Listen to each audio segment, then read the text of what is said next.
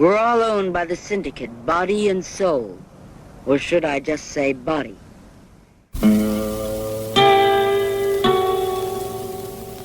Hello, filthy movie lovers, something weirdos, and anti-criterion bros, to the 43rd episode of the Sin Syndicate, where ice cubes are inserted into erogenous zones, and every marriage is built on a foundation of trust. My name is Gentry Austin, writer and researcher, and I'm here with my co-host, adult film historian Casey Scott. And in this week's episode, we will be visiting a 1975 San Francisco massage parlor where they give more than just leg rubs. Joining us is Mark Murray, a man of many talents and many interests, but whom we've asked on the show to provide insight into the life and career of model and sex film star Serena. She was just getting her start in the business when she starred in a Harry Novak produced, Barry Spinello-directed sexploitation film called Massage Parlor Wife. Let me fix it, Tom. I'll melt away all your worries, all your aches, all your pain. The pain in my neck is not so great as the pain I feel right here in my heart. Oh, I can fix that, too. No way. I love you, Tom. When you come to your senses and quit that ridiculous job, then and only then will you and I once more be man and wife. I've only been working at the massage parlor for 1 week. Right, and 1 week is 1 week too much. So bug off. We'll get sensual, not sexual, in a moment, but first we've got some news and updates. Let's cruise through here. Mark is joining us, so Mark, feel free to chime in. But we'll start with the major announcement that we've teased a few times, what I've called the release of the year, the Dystropix double feature +1 of Michael Findlay's final black and white films, The Ultimate Degenerate and A Thousand Pleasures, which is available to pre-order now and should be shipping out at the end of this month of July. Here it is, Casey, shadow producer. True. We've got a lot going on this release. I think yes.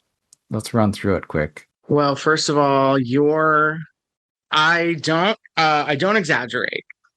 You and Alex DeSanto wrote a very extensive piece on Uta Erickson that moved me to tears multiple times because I read it several times, including just for the hell of it, because it went through edits and substantial not substantial changes, but and it's great and it's terrific. And I'm glad that they updated the website to note that that's in there. Sean Langrick expanded on his piece on Janet Van Zee, which he posted on his blog, which I think gives really good definitive information about her family background and things like that. I moderated. I'm mentioned on the release as doing the commentaries. I didn't really do the commentaries. I moderated the commentaries by Neil Martinson, who is kind of the big Michael Findlay historian who hasn't really done anything. That's going to be exciting. I'm excited to hear what people have to say. He's been working hard on his thing. Yes, right. And the Roberta interview. So Take Me Naked is from a video transfer, because I think most people know by this point that when Image transferred that for the DVD, or when the negative they had was transferred for the DVD release, that disintegrated after it was finished. So that is toast. So there isn't anything else available for that film. So they're using a tape master. I think it might be the digital master from the Image DVD. I don't think it's the SVHS. So I should not have the bug on it. If it does, I'll be unhappy. So heads up, Blu-ray forum people, this is not an issue. Somebody mishandling a negative. This was just a case of the nature of the beast. Mike Rainey was when he scanned it, according to Lisa, he was, he had to baby that thing at the time. So right. That's just it. Nobody, it's nobody's fault. It's just the nature of the business or the beast. Right. There'll still be complaints. Yeah, I'm sure. Yeah. I mean, that's why they listed it as a bonus, because it is a bonus. It's a bonus film. It's not a triple feature. They originally, when it was on the schedule that I was working on, or the schedule that they shared with me to start to know stuff I needed to work on, they had it as a triple feature. And I was like, oh, did you guys discover something new? And then they said, no, it's not going to be a triple feature. We're just adding that so that we know it's going to be there. And that's a respectable way to approach that, honestly. Yeah, I agree. Yeah, I think so. And I think there's a few other ones that I won't spoil that are like that on their work schedule. Well, there are titles where they don't have film elements, but they're going to be on there from like digital transfer from Image because they don't have anything anymore. But the interview that's on there, and they're really kind of hyping this, and I don't want people to be disappointed. It is not a new Roberta interview.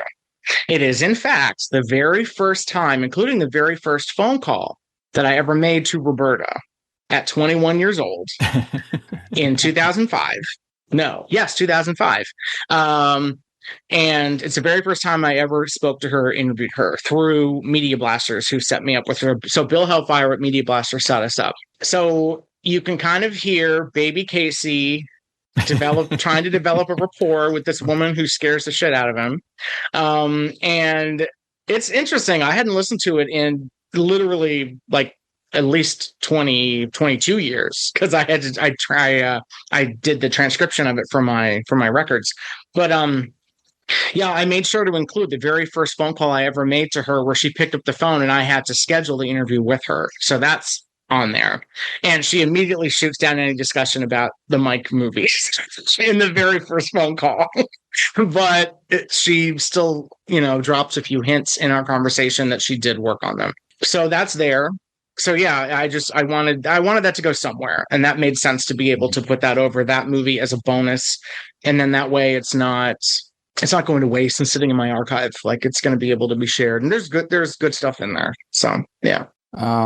So that's the release. Go order it. I'm excited to see how it all comes together. I haven't heard the commentaries yet, so I'm really excited to hear Neil. Oh, that's right. You haven't. Yeah.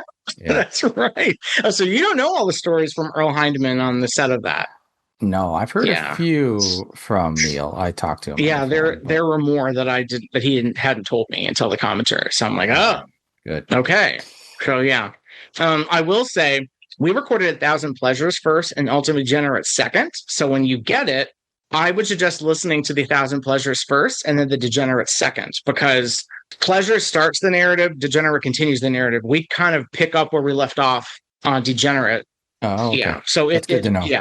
Yeah. So start with Pleasures. Pleasures was the earliest chronologically too. So. And it is really great to see this stuff that's coming out like this now, like the sexploitation stuff. And I'm a little bit detached from it. I watched all the stuff decades ago on, something weird videotapes and things like that. And to see the love is coming back, and also that you guys and a few others are really kind of spearheading that real deep dive into the data. That's the stuff that I crave. Mm-hmm. I when I listen to your podcast, I'm sitting there going, who the hell this guy's talking about? Like you guys are so deep into it that it inspires me to go back and start looking at lists and things, and making my own connections and stuff. So I mean, at least on this episode, I'm kind of like the guy sitting in the back seat along for the ride with you guys. Hopefully I have some details to offer, sure, when we have the discussion. Yeah. But, I appreciate what you guys are doing. And I'm always one who, credit due where it's due. Mm-hmm. Thank you, Mark. This is not an area that really got that type of attention before. So we're all in that category where we're concerned about the loss of the history of these things. We're all concerned about, the people that were involved in this are passing away, and there's so much of this history that's just going, going by the wayside that we'll never be able to recapture, and that need to try to, get what we can while the opportunities are still there. Hopefully we're not going into like revisionist history. We're trying to go to the sources, and we're trying to get that information. We're not trying to be, third party, resuscitators of a story. We want to go to the sources. So I just appreciate what you guys are doing, and all the other historians out there that are digging and doing the work. So oftentimes I listen to commentaries. There's nothing, a jab against certain people. I'm not going to name names, but I don't feel like I'm ever being educated on anything. I just feel like I'm just listening to someone talk about a movie. Right. So what are you giving me that's going to inspire me to look deeper into things? What are you giving me that's information that I don't know? Yep. So I appreciate what you guys are doing. Again, thank you. Yeah. Thank you. No, I feel the same way. Anytime I was thinking about this because, I am a consumer and a fan of all kinds of films. And so there are definitely commentaries and researchers where I'm kind of like, well, I didn't learn anything here. So this is a failure. So, Yeah. I want to learn. I'm not just like my focus is on adult and sexploitation. So I'm into so many other types of films and things. So when I move on to other genres like film noir or 70s independent or Japanese pink and that, like, I want to learn from those experts. And if those experts aren't teaching me, I'm kind of like, well, are you an expert? So yeah, I appreciate that, Mark. Yeah. I also understand people that go into commentaries. They want to be more entertained. Some people. So I could see that. Hopefully we straddle that line, of both entertaining and educational. I think that's what. Sure. It's a really hard line to tread. Like when I did my Rudy Ray Moore commentaries on all those releases, so good. There was a lot of criticism that said it was dry. Dude, I just gave you like millions of facts about the movie that you never had before, Exactly. And all I'm sorry if my, the tone of my voice or my presentation was dry, but you just got like, pearls and pearls of unknown things that you never would have known before. And exactly. But I guess, hey, if I sound dry, oh well, but I just gave you a shit ton of, stuff that you never would have gotten anywhere else. Exactly. Listen, Tim Lucas gets those. Tim Lucas gets those complaints too. And Tim Lucas was one of the first major audio commentators for like Bava stuff. And so I remember people were like, "This is a lot of information," but his delivery leaves something to be desired. And I was like, just listen to the fucking commentary and glean the information. Like, yeah, they're not necessarily there to be like your court jester. And they're there to educate you. it might also be a scenario now that you're talking about Tim. I mean, obviously his work is stellar. I mean, it's like a category on its own. That Bava book is like you can assault somebody with that thing. That thing is, that thing is so big. I still have the box that came in. I store it in that box because it's just so big. I know it has to be in the bottom shelf of my bookshelf because it will destroy any other shelf on my bookshelf. It has to be ground level because it is the size of a child. Yeah, it's crazy. I think like with his commentary, it's so in depth that I think it loses some people. Yeah, that it's just a lot of so information, much, so it's a lot to take in. And so maybe those of us that are a little bit more familiar with the material can digest it a little bit easier versus somebody who's coming in, a little bit as a newbie, I guess we could say, and not so versed in the history of things. So I can understand that of just being like overwhelmed with the amount of, but I'd rather be overwhelmed than underwhelmed for sure. Yeah, that makes sense. I think digestibility is something that I don't think about because I have no problem going back and listening to a commentary twice to like to remember or taking notes during. Or taking notes during, which I know Alex does, and I've done it a few times on certain things where I'm just like, okay, I need to remember this.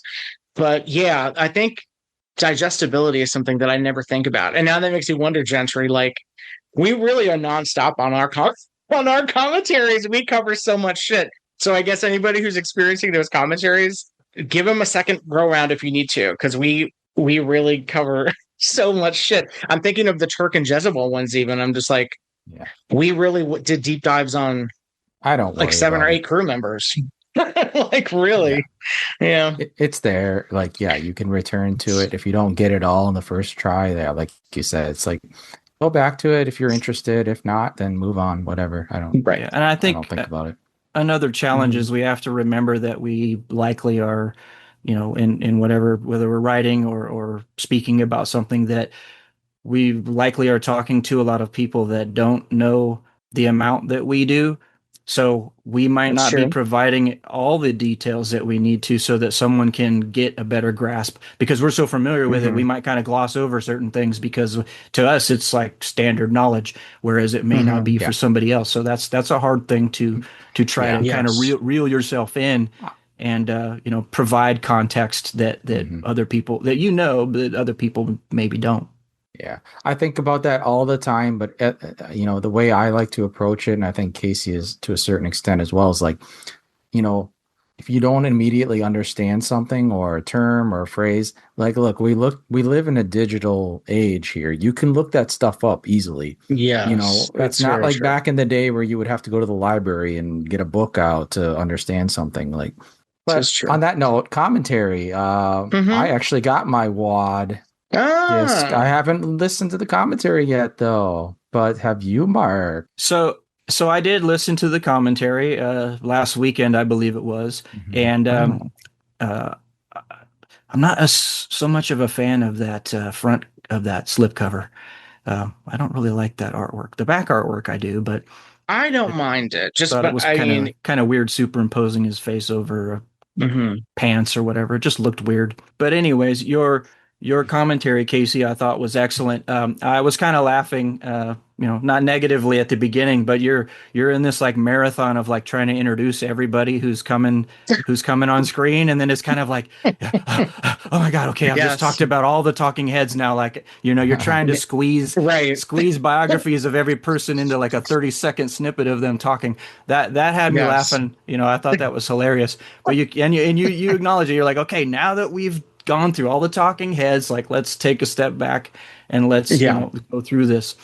And it's also nice to hear where you're like, look, I am not a fan of John Holmes, like at all. Like, No, not don't at like all. him. Nope. Like on So a personal level, yeah. yeah, and Or even a and performer level. I think he's not a good Oh, okay. performer yeah. either, or Yeah. or a good actor. I don't like anything about him at Okay. all. So, at all. Yeah. So, like, you know, yeah, he's bottom of the barrel for me. Right. and of course he's a controversial character. Hmm. In a million ways. Um, Right.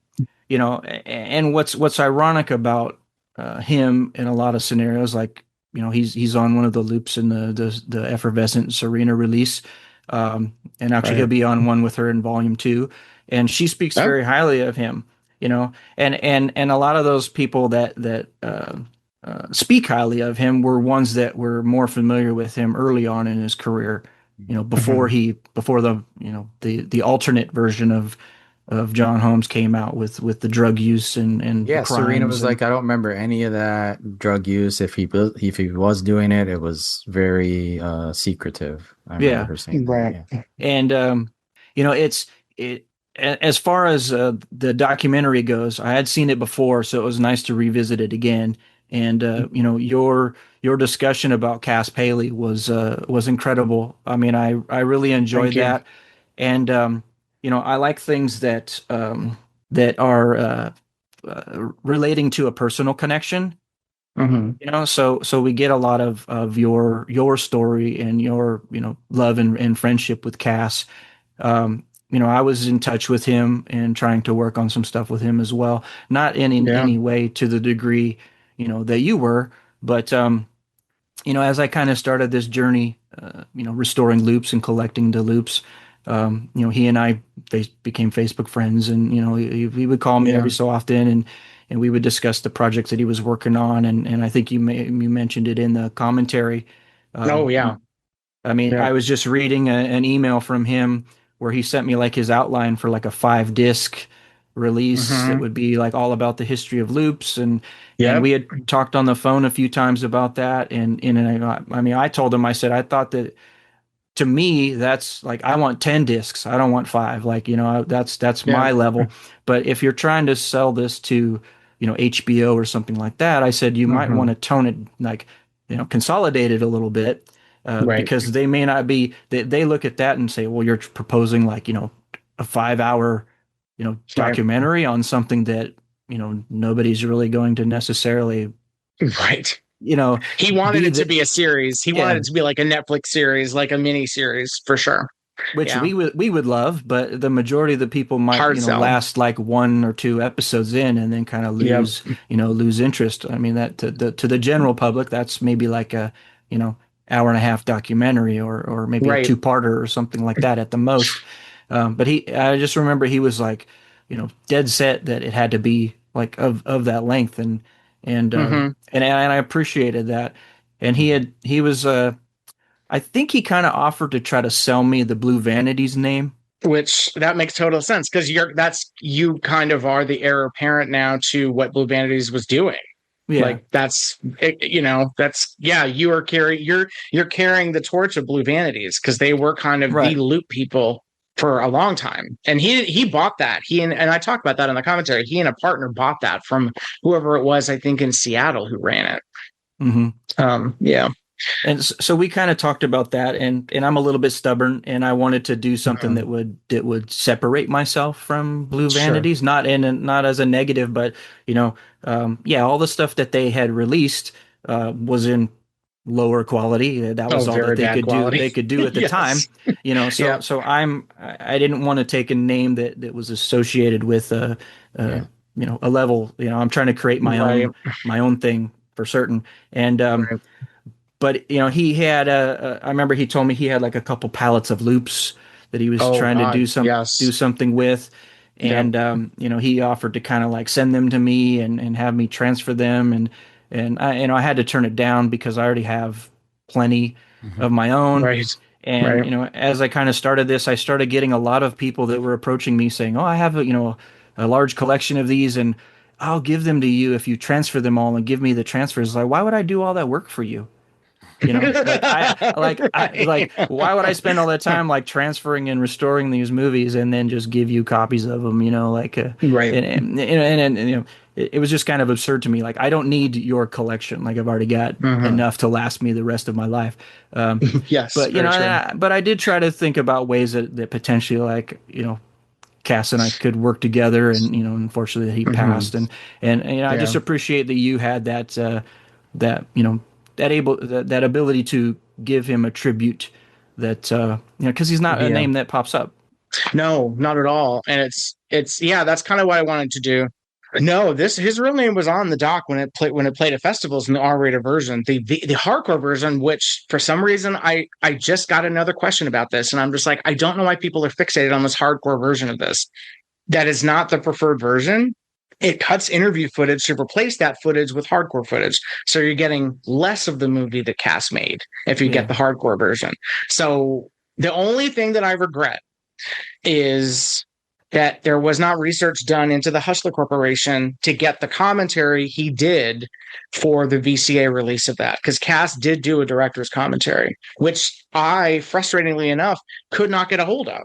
Because I never had that version. I only ever had the version that came with Wonderland, and then he sent me a DVD-R of the longer version, which is what we have on this Blu-ray. And it's also frustrating because I know he had so much stuff. He had all that footage for the Loops doc. He had all that extra footage from WAD, and I think it's all gone. I think it got tossed because nobody knew what to do with it. Because I asked Marianne, God love Marianne, but she's like, I didn't know what to do with it. And I didn't know there was so much of it, Casey. I didn't know what to do with it. And I was just like, I know, I get it. And see, Cass would have sent all that shit to me if he was well. And he knew that if he knew that the end was near, he would have just had someone ship it all to me. Because that's what he did for years. He shipped me everything. I have all of his scripts. I have all of his talent releases. I have all of the shit that he sent me.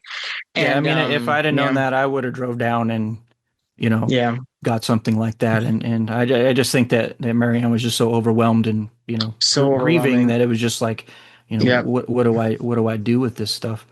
Exactly. No, it was a lot. And that's why I remember she felt bad when she was trying to explain it. I was like, you don't have to explain this to me. Like, I completely understand. And then it made me feel guilty again, where I was just like, if I'd known that this was this bad, then I would have been more proactive in interviewing him, first of all, which I never did. We talked every day, and I never thought, you know what? Let's cut the shit. Let's just do an official interview. Cass did not like to really do interviews. So he didn't like talking about himself that much. So Yeah, I miss him, and I'm thank you for the kind words on the commentary. I wasn't sure if that was the right approach, but I figured because he wasn't here to, he was never a very good self promoter. And so I was like, now that he's not here, and he's not here to self promote this or self promote anything else that he did. And so I was like, well, this is an opportunity to kind of amplify him because he really didn't mind being in the shadows. And I was like, well, he doesn't need to be in the shadows now. Like people should really know who he was and the important stuff he did. So Yeah. And I think in reality, like if you're going to do a commentary on a documentary like that, there's only so much you can say. So yes, so this it's takes all it in there. another, yeah, Right. this takes it in another direction that wouldn't have been, Right. it wouldn't have given the opportunity to, Right. and and also, I think you even called out like Lori Holmes' comment, about John doing movies when he knew he was HIV positive, and it just kind of like, well, I mean, that's Like, that is disturbing. yes, because they both thought that it would eventually, well, everyone's going to get AIDS anyway, so it doesn't really matter. Like I think that's a literal quote from her from that documentary. And that makes sense now, knowing where she stands politically. I'll just put it that way, that it really is just all about her and nobody else. It is, and you know what political party that is. So, yeah. No comment. Yeah. Lori, yeah, you're out there. I don't care if you hear this. We don't follow each other. We don't like each other. So I said my piece on the commentary much nicer than I'm saying it now. Because I was professional. I was getting paid for that job.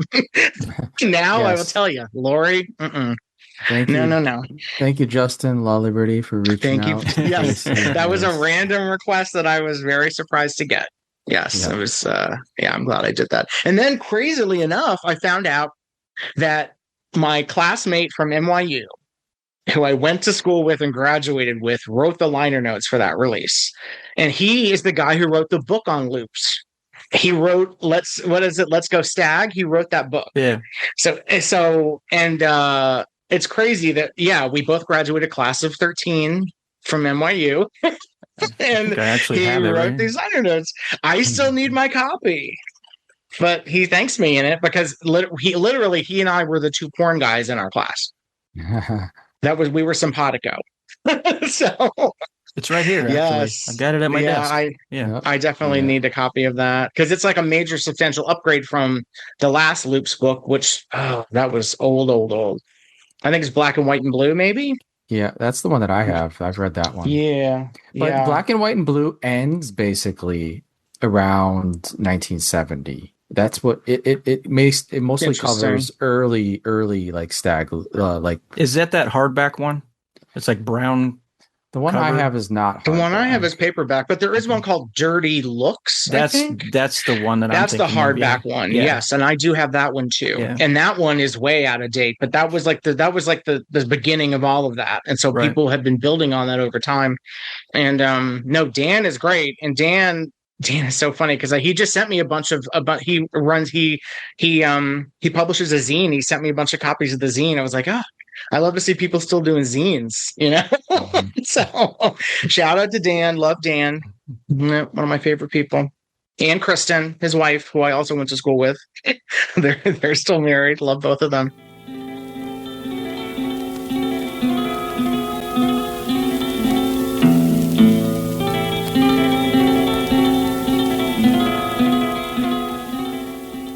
I want to mention something else too. A couple episodes ago, that's my segue into something, some other topic. Beautiful. Who was it? Red Fox. I never wrote a segue in my life, or whatever.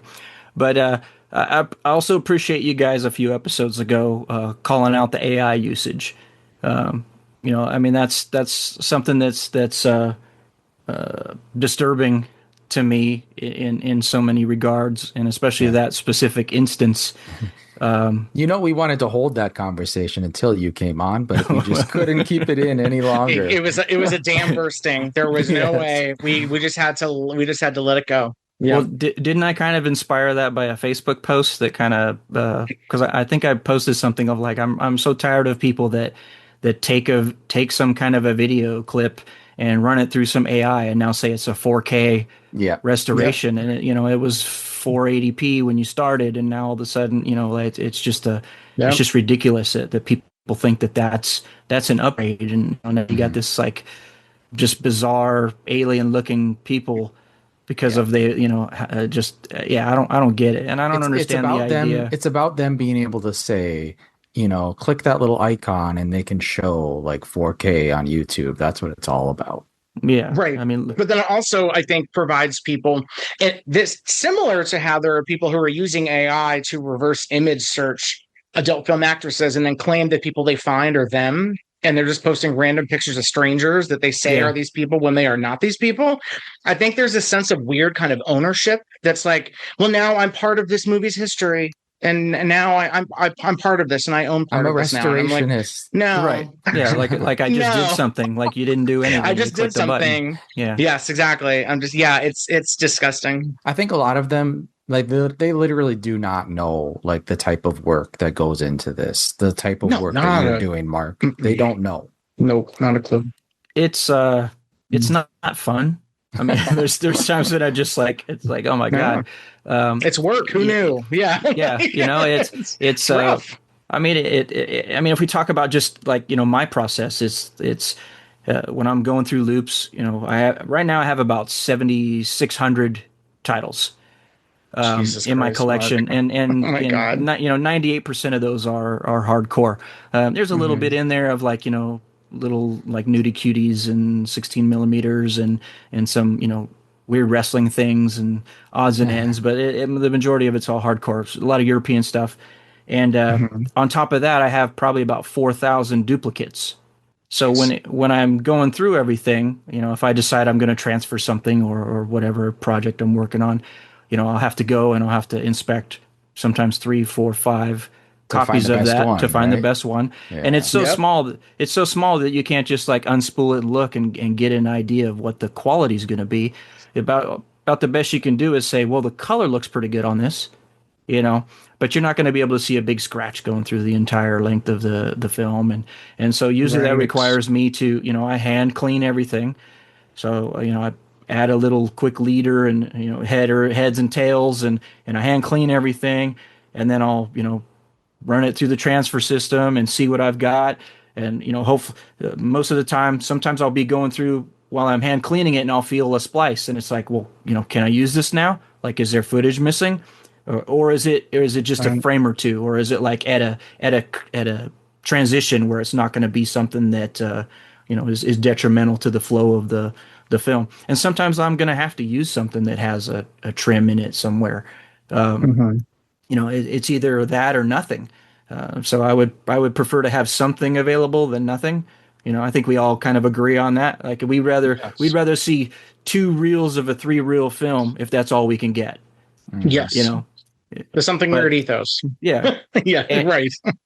and then on top of the transfer, then I have to go in and use the software to clean it up. Then I go in and I got to do individual corrections. There's some films that I probably go overboard and I try to kind of let some of the damage live. Like I want some of that to be in there. But I'll just be sitting there frame by frame, like, oh, let me clean this up. Let me trim this or, whatever it may be. And, before you know it, a few hours have gone by and it's like, I'm working on 8 minutes of footage here and it's taken me like 3 or 4 days. So part of that is the economy of time of like, let some of it live. It should live in there, the damage, I want it to still look like film. I'm leaving the grain in, and if you think about it, if you're looking at like 18 frames per second and there are about 8 minutes of footage, you're 9,000 frames. So am I going to go through every individual frame? No, I mean, it would take me, I'd be putting out something like every 3 years. Yeah. So it is a challenge, and that frustrates me when I see somebody like, oh, I just restored this, and it's like, you have no idea. Like you just clicked a button on there, and that's also something that it gives me pride. Like the Ultra Flesh Archives motto is take pride in your porn. Porn is a loaded word, but it also shouldn't be. Like I use it as kind of like a attention grabber, but also at the same time, like, so what? Porn. That's why I love photographer Paul Johnson. He's like, I'm a pornographer. Like he wears that with pride. Like, I did it for the sex. Like, this is porn, you know. Right. And but there is the pride in it when you get to the end there and you see like what the end result is, and you know that you put the work in, and when you put the work in, you get the best results. It doesn't matter who's doing it. So, Right.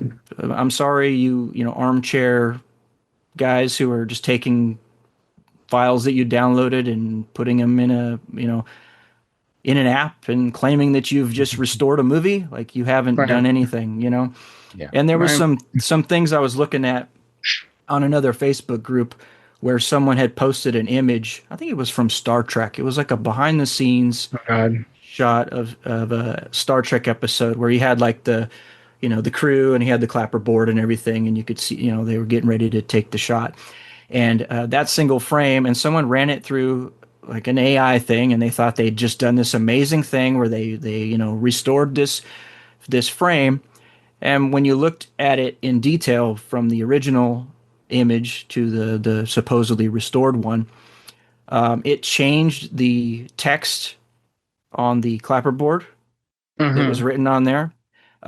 It changed facial expressions of the people that were in the background. Like, it made people smiling that weren't smiling.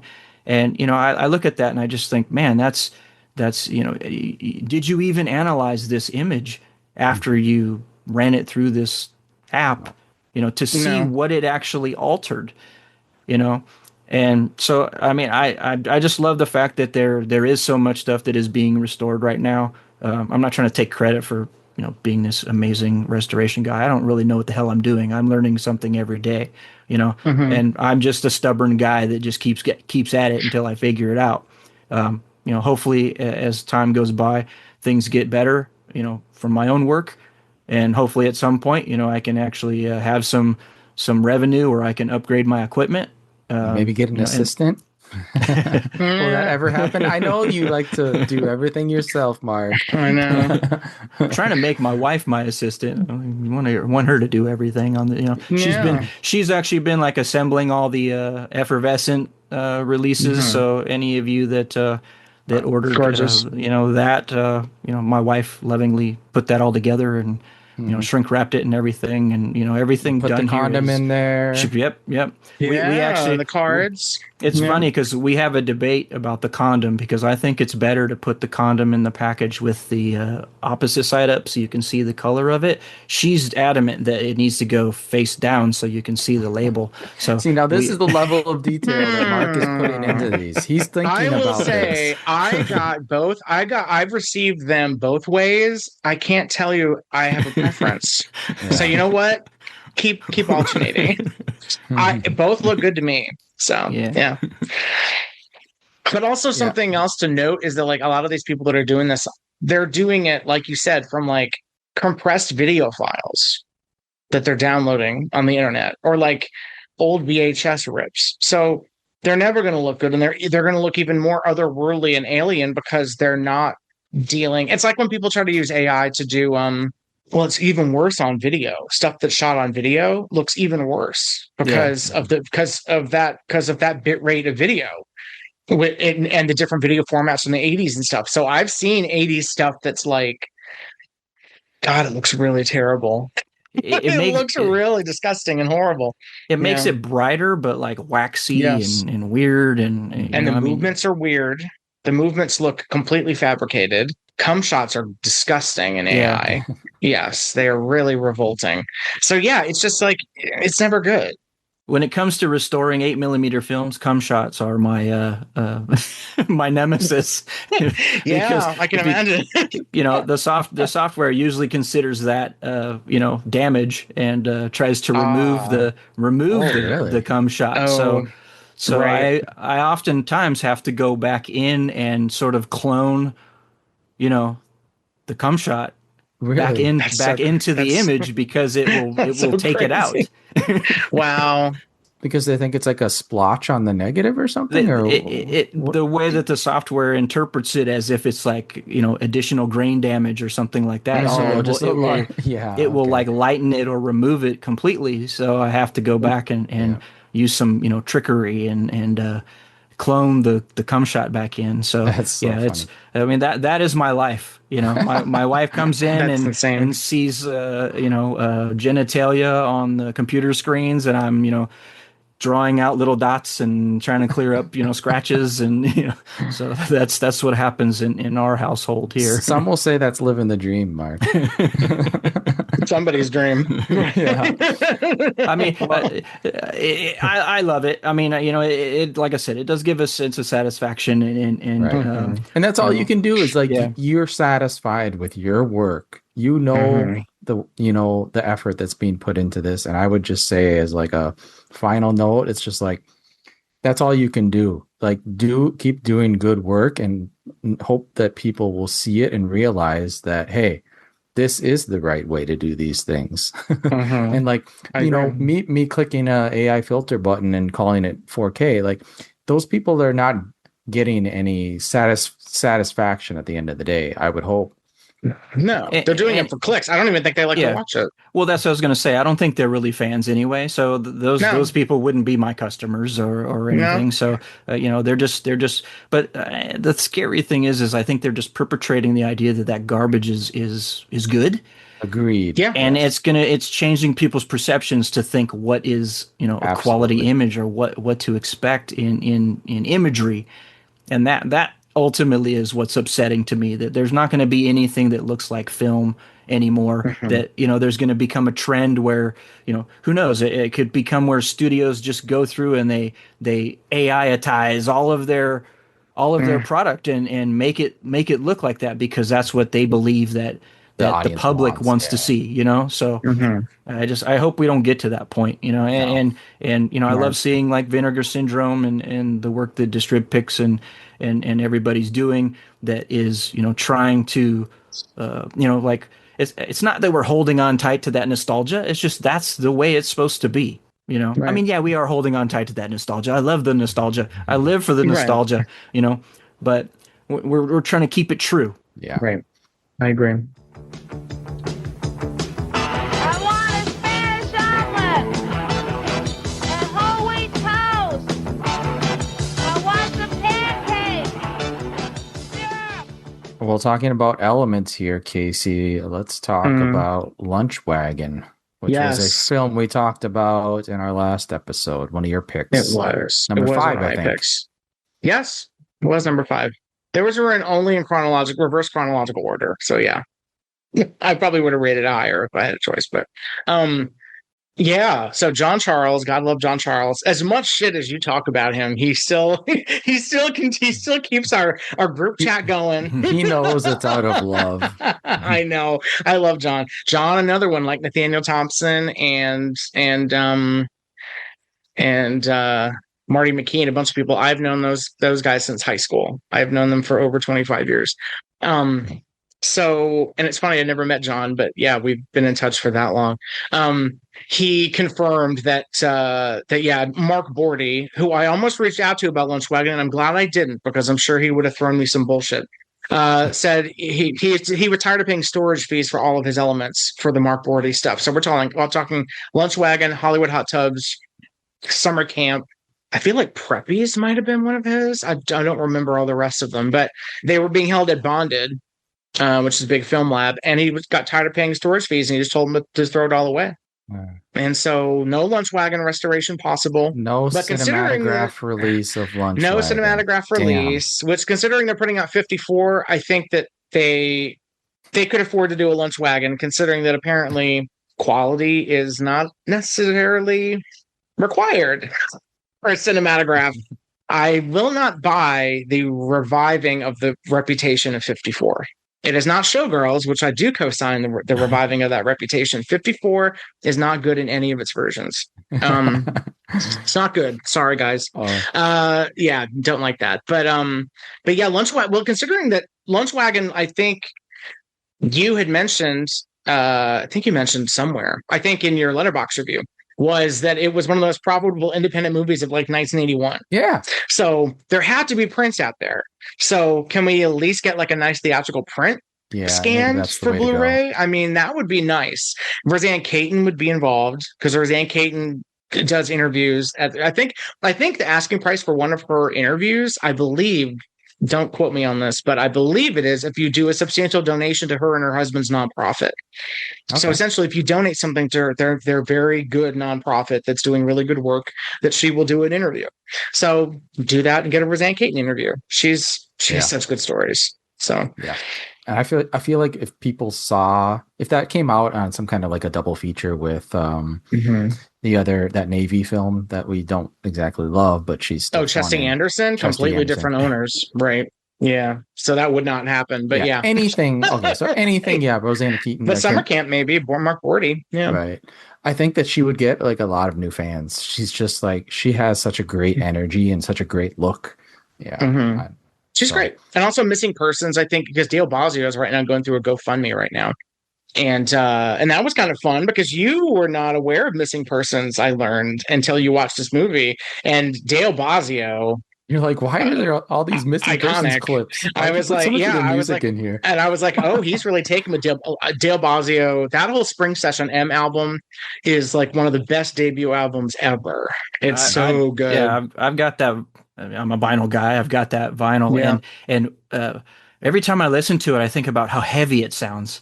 Like it's not like, it doesn't have to be like sounding like death metal to be heavy, but it has like a nonstop, like chugging along. It's got a back end to it. It's not like this poppy, watered down, new wavy kind of rock sound that they had. It's driving, and I don't think there's anything on there that isn't a great song.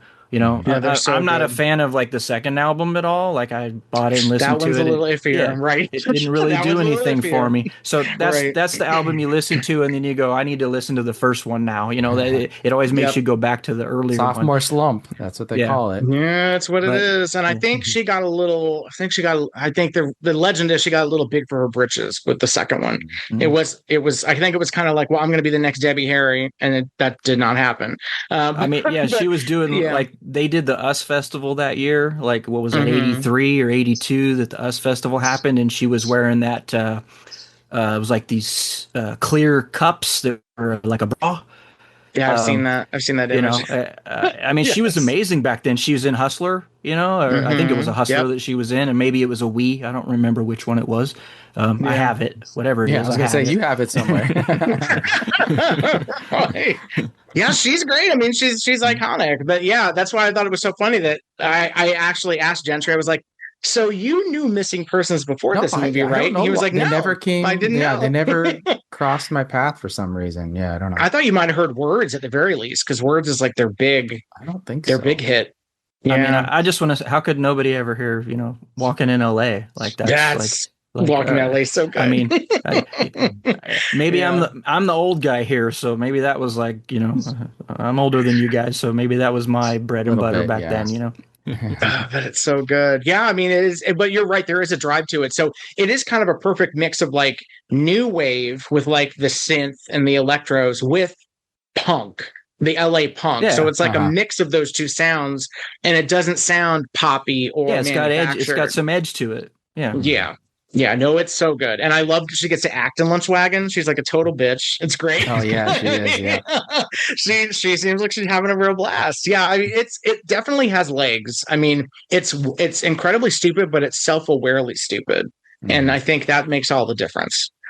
Yeah, it's got explosions. It's got kidnapping. There's a lot it's got naked film. Playboy playmates. It has a female bodybuilder. It has Rosemary as a gangster. It's just really, it's so much fun. It's so much fun. I'm glad you watched it because I also watched Female Response, which was fun. It was fun enough. Yeah, separate stories of all these girls that are in like one of those therapy session things.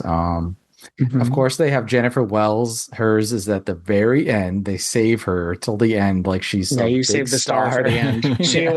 She was the big star, man. I watched Ryan's Pecker. I had never seen the Pecker's so good. It's full of grace. It's full of grace. Everybody knows that. and those Catholic ladies come in. They're like, they can see you moving your mouth. That is not. Yeah.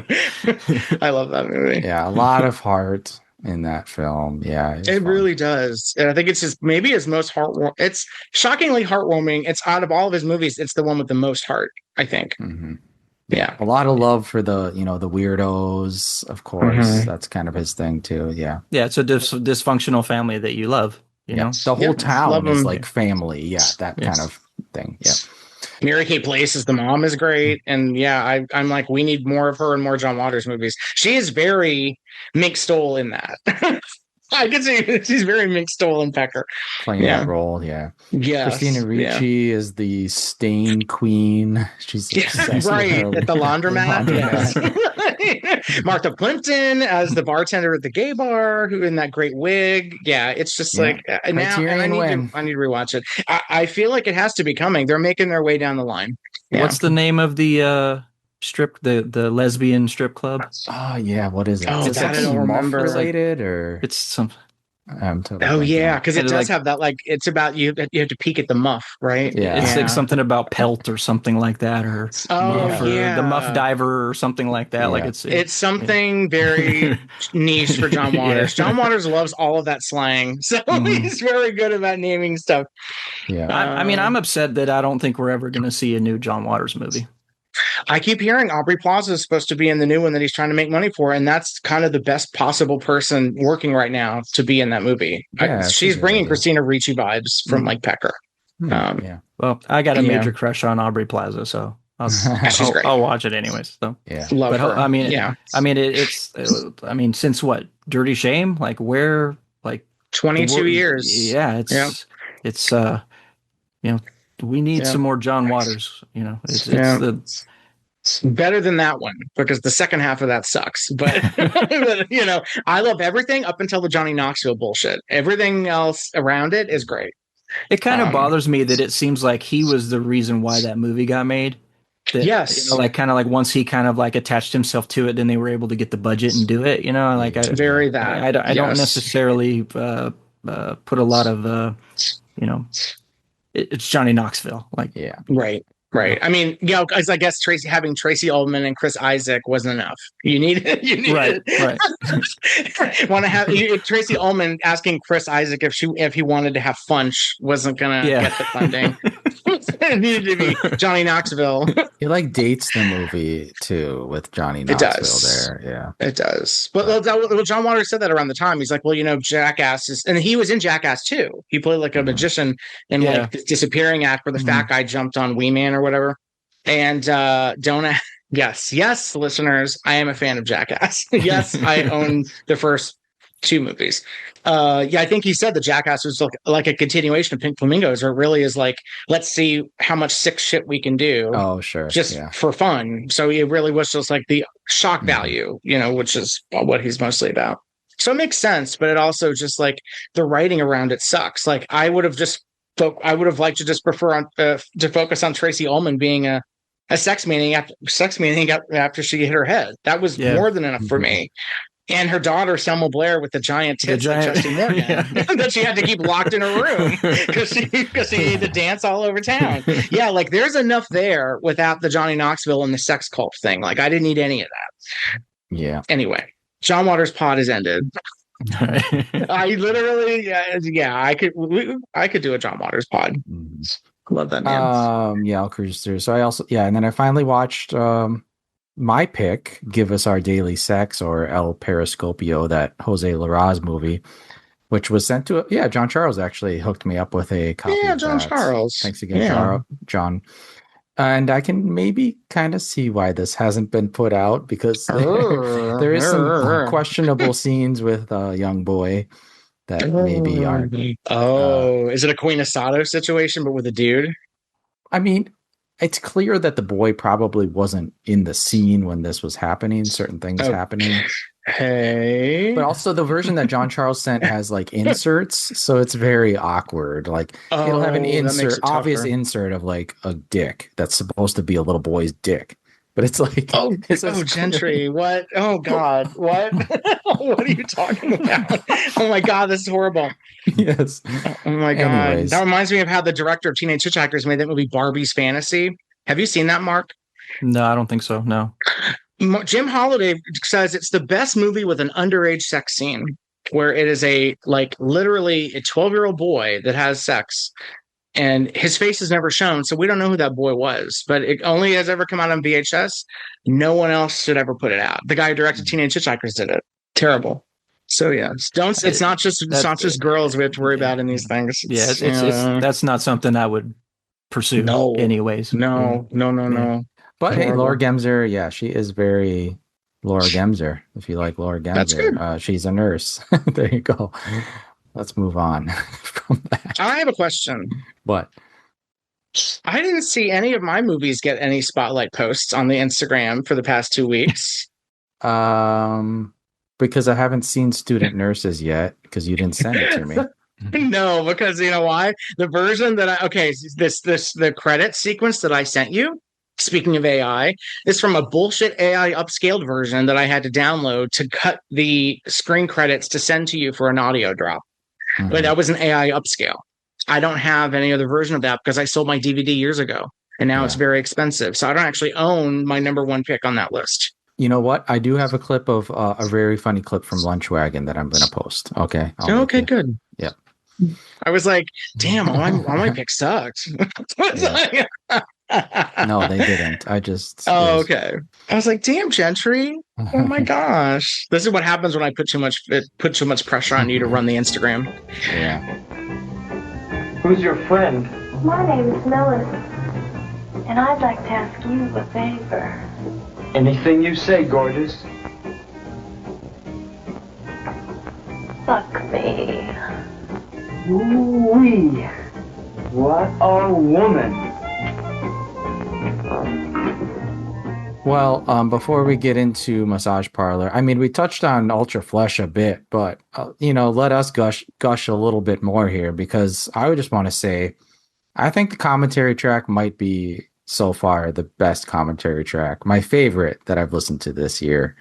Just because you and Of Mark, all of them. That's Mark, good. you and Serena just have, like you've said to us off pod, and you've said on the Disconnected show that I listened to, you guys are really close. You consider her like family, and she's like your auntie. You guys have such a good rapport that you can tell you guys are comfortable with each other, so you can talk about everything. Yeah, I mean, Serena's not very shy about anything. Yeah, that helps. No. Right. Magic of Facebook 15 years ago or so, connected with her online and like the first time that we met was around the time that her book, Bright Lights, Lonely Nights came out. And used to be the Center for Sex and... Can you see it? Yeah. No, I hate having this image. Yeah. It's good. I have a signed copy. Yeah. Yeah. But they would have these events at the Center for Sex and Culture in San Francisco, which unfortunately is no longer a physical space because the rent was too high and they had to, close down the facility. But there would be events out there where they would have there was a tribute to Gloria Leonard when Gloria passed. There was a tribute to Candido Royale when she passed. When somebody's book would come out, Serena came and she had an event for her book. Richard Pacheco did one for his book Hindsight, which is probably the best book about the adult industry and relationships within the adult industry and just life that you're ever going to read. The only thing better than reading Hindsight is getting the audiobook to have Richard Pacheco read to you his book. I cannot recommend that enough. I love that man. I love Howie so much. Oh yeah, that book is he always, anytime I post that on Facebook, he's like, thank you. Go find it. He posts a link under it. Like, yes, everyone should own this book. He got Whoopi Goldberg to write the goddamn foreword, the introduction. Yeah. So the first time I met Howie was Howie Gordon, Richard Pacheco, because he lives in Berkeley. I'm in Sacramento, so it's close, 2-hour drive, an hour and a half drive. The first time I met him, we went and saw Lovelace together. So that's that, because I wanted to go see the movie with somebody who worked with Gerard Damiano, just to have some true perspective on, he obviously wasn't there when Deep Throat was made and all that kind of stuff, but just let's talk about Damiano, and just fell in love with Howie and his wife. And this is how the auntie thing comes around, because there was my wife had bought us tickets to go see Billy Joel. I love Billy Joel. So we went to, it was like whatever the Giant Stadium is or whatever in San Francisco. And so when we were going to the concert, we had Serena and her husband Paul meet us for dinner before the concert. And we'd already seen each other a couple times at the events at Center for Sex and Culture, but this was kind of like our first time just, being alone with each other and at dinner. And I had mentioned that I love Howie and I love his wife, that like I tell them all the time that I want to adopt them as my parents, Oh, yeah. And then Serena was like, well then what would I be? Can I like be your auntie? And so like it just became this like running joke where I call her auntie and she calls me nephew. She give my niece a hug, she says about my wife, and and just that friendship blossomed from there. And she's come and stayed weekends at our house a couple times, and spent a birthday here, and we just cultivated like that close relationship where we just consider each other family. I hope, and it sounds like that came through in our commentary, that we Definitely. can we can talk freely. It's she's not embarrassed about anything that she's ever done. So and I hope that rapport that we have comes through. And of course, there's a volume 2 that's going to have another 2.5 hours of our commentary. I mean, we sat there for like 4 days back in March and went through a lot of her stuff and spent a lot of time watching Law and Order SVU in our downtime, because she loves that show and doesn't get to watch it that much. And I love how much she loves watching herself from that time period. It's just really refreshing. Yeah, I mean, it's fun to hear her, like, I think there's even a part where there's one called Rabbit Test. As I mentioned in the commentary, it's like one of my all-time favorite loops. It's her and Mike Ranger. And there's a moment where we're both just silent and we realize that we're just like totally just like engrossed in this and we're watching this.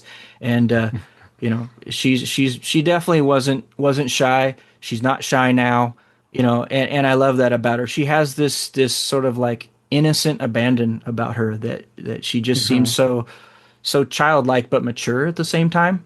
And that's She's always very been effervescent. right. And so, Yes. yes. And to go back to that title, and she laughed about that because what I'm doing with these star focused editions that I'm doing with the actresses themselves is I asked them all, give me one word that describes you. What word best describes you? And so she said effervescent. She didn't realize that that's what I was going to use as the title of her release, and she kind of laughed about it. Oh, you're using that as the title, And I asked them what their favorite color is too. So like Leslie Winston, Wild Heart, like that's how she describes herself. And purple was her favorite color. So I've made, so I'm trying to add a little bit of personalization to this, even though no one even realizes that. Effervescent might sound like a weird thing to name your release, but I don't think so. No, I love that. That's how she described herself, and I think that was these are love letters was to fitting. them. Yeah, so why not? But I hope people will enjoy it. There was a lot of work involved in that. The volume 2 won't be out until sometime probably later next year. I want to let this one sell out and do some other releases as well.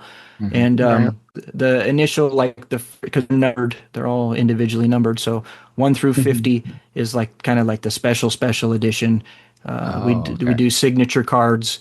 So for this one, for Effervescent Volume 1, there was kind of like a little art card pack that came with them, where it was like 5 cards with posters of her on it and like the cast details on the back, and 1 card that was her signature and with a little band around it that says Effervescent to hold it all together. I won't say what the special thing's going to be for the next one because I don't want to let the cat out of the bag yet. But there won't be a signature card for Volume 2 because that's a little bit redundant. If you already got Volume 1, you're just getting like, what's the difference? So there will be something, and not only will it be special, but all 50 of those will be special. None of them will be exactly the same. Something from Serena. We are talking to the man who made the only Lucio Fulci bobblehead. He knows what he's doing when it comes to the manufacturing and the details. I love it. I love that. It's so great. Well, let me ask you something before we, move on too far. I noticed that there's not a lot of fetish loops. I was wondering if you were saving those to Serena. I mean, I assume they exist, right? So she has, at least in my research, I think I've tracked about something like 95 or 98 loops. And as you guys know, especially in this arena, when you're going with these loops, there's never any caster credits or anything. Sometimes you just get most of the time, especially when they're more obscure, you're getting a blank box with Yep. no details on it at all. It might just say something like a couple initials and a number to try to indicate like what the company potentially may be and which, number of release this is. So there's when I say that I've categorized, like, there's I there's possibilities that I have loops of people that I don't even know that I haven't got to. Obviously, I haven't gone through 7,500 of these things. I dig them out when I need to access them, and I see what I've got, and we go from there. So I'm constantly building a spreadsheet where even if it's somebody that doesn't even have a name, it could be, well, this is the same person that's in this loop, and I have, and I'm putting it in next to the notes with every single loop that they've been in, trying to just at least build some type of a filmography. But when it comes to her fetish stuff, she did a lot of stuff for a company called Tao Productions, TAO. Oh yes, yeah, yeah, yeah. And the ones with her have been pretty difficult for me to find. I do have a handful of her like kind of female wrestling fighting ones, and there'll be two of those on the next volume. It's going to start out with one, and then there'll also be one as a bonus. Okay. They were all in the mid 70s, and the Tao stuff has been hard for me to get a hold of. I think Tao did maybe like 100 or so titles, and I have maybe 30 or 40 of them, but unfortunately, all the stuff that I have is not anything that she was in. So there's a couple of things that she did for House of Milan that are like spanking and other things. And again, those House of Milan are oftentimes hard to get a hold of. I mean, I do have a large collection of stuff, but I don't have like everything that Yeah. House of Milan did. Yeah, I wasn't sure if you were like saving them to do like a fetish only release because, a lot of people know Serena for her fetish work Maybe there'll as be a volume 3 if I yeah. come up with more stuff. And it's been when it comes to collecting, there's kind of a weird, well, I don't know if weird is the proper term, but it's a little bit different now than it was years ago. Mostly now, because I was buying like people's collections. I'd buy three, four, five, six, 700 loops off of people, other dealers that were just like they didn't want to. They didn't want to deal with it anymore. They were closing down shop or whatever, and I would get massive amount. I would get like carloads worth of stuff. So and actually in the course of about maybe 2.5 years, I like quadrupled my collection. Because as I started doing this, I sort of got known a little bit for doing this, and then it wasn't so much as me having to seek out stuff. It was people People are coming to just me saying, offloading, yeah. yeah, people coming to me saying, I know somebody who's got a bunch of stuff or Yeah. whatnot. I So still have someone I tried to connect with you, and let me guess, they still haven't connected with you. no, but it's a little bit overwhelming, all the stuff that I have, because part of it is my OCD and my ADD and just the idea that I don't know what I have, so that drives me nuts. Because it could be something like maybe I do have some of Serena's bondage films. They're just maybe mislabeled in a box, or the box has nothing on it, or I don't have it. Maybe the opening of the film was trimmed off, so I can't see what was written on the head to Right. identify. I'm not going to sit around and wind movies to the tail to see what the details are, Right. just so I have this massive spreadsheet of things that I have and things that I know about. I think there's about 15,000 titles on my spreadsheet, and then I just notate what I physically have, and an indicator. Basically everything's in boxes, numbered boxes, and then I just, when I need it, I go grab that box and I fish it out of there, and it's a lot to deal with. I also have I'm sure over 8,000 magazines to sort through, and in my ultimate goal, I wish that everything would be, of course, cataloged to page number. or I could Yeah. just go like, Serena's on page this in this magazine, which of course is a impossible goal. If I was a billionaire and I could pay a bunch of people to come do that, yeah, that'd be great. But Right. that's never going to happen. Yeah. So it's oftentimes it's a lot of searching through things just to find stuff. And hopefully I get more of her stuff, because I am. It bothers me that I don't have her bondage titles that she did. I do have a lot of her magazines, and she Yeah, did a you lot of included that work. those, a lot of Yeah. great magazine photos in the special features. Yeah. Yeah, and I wanted her photo gallery in this one to have some continuity. So because we spent a couple days just looking at her magazines, and she loved it. She was just like a lot of stuff she didn't remember. She'd just be like, "Oh my God, look how cute I am," and just like admiring herself and the I think I came with 2 magazine boxes full of just Wow. her stuff, and piles of posters and things, and she just was like, I didn't have any idea I did that much stuff, you know. I didn't either until I looked at this magazine gallery on the Blu-ray. I was just like, Jesus Christ, she really was everywhere. And Like, and she that's worked nonstop. that's of course not complete. There's No. other magazines out there that Yeah, she's on yeah. the cover of that I don't have. And I tried to put them in some type of chronology, or where it starts out with like early stuff, Yeah. and maybe like a section where she was doing bondage, because she mentioned, because her career kind of happened pretty quickly. Like, in her mind, it seemed like it was a long time because she did a lot of work in a short period of time, but she went from photography, doing modeling, into film, softcore film. I'm making it a guess, probably within like 6-7 months. Okay. And when you look at those magazine covers, there's a lot of them where she's got wigs on, and that was something that would happen, primarily in the 70s, because you'd get a new model and everybody would want to shoot them. They say they get shot out in a couple months because every photographer in town has now shot them. They've appeared in every magazine. So as a corny way to try to cover that up, they would Make yourself look different. put yeah. wigs on, Right. and that's why every magazine would have like a different name, because it would seem like it was somebody different. There were some stuff that is labeled as Serena. I mean, that's her real name, so it's not like a pseudonym. So she would use her real name in some things, but most of the magazine shoots either didn't, or the publications either didn't include a name, or be some fake name, with some bogus story that went behind it of what the photo shoot was about or whatnot. But she was really prolific in that. She enjoyed the bondage stuff. She said she was very surprised to learn that it was very comforting to her. Like, she felt very relaxed. It was almost serene for her to just be bound and in that moment.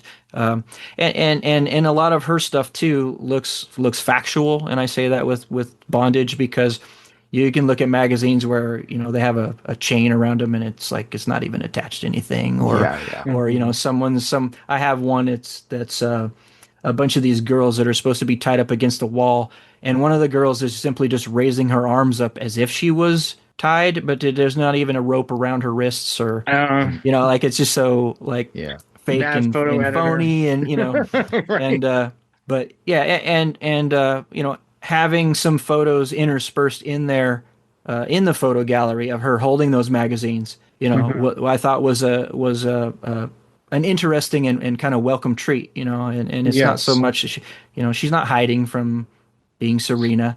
Yeah. Or who she is now. It's just like, this is who I am Exactly. now. Yeah. Look, Exactly. this is life. Like, we all age. Like, there's nothing to be ashamed of there either. Yeah. And I can't gush about her any more than than I have. I just love her to death. Like, she's just a sweetheart, and I love the fact that we consider each other family. I mean, my wife's dyed her hair. Like, I mean, it's like that's the level of of love that we have for each other. Want my cherry? You already got it. Have another. I like the first one better.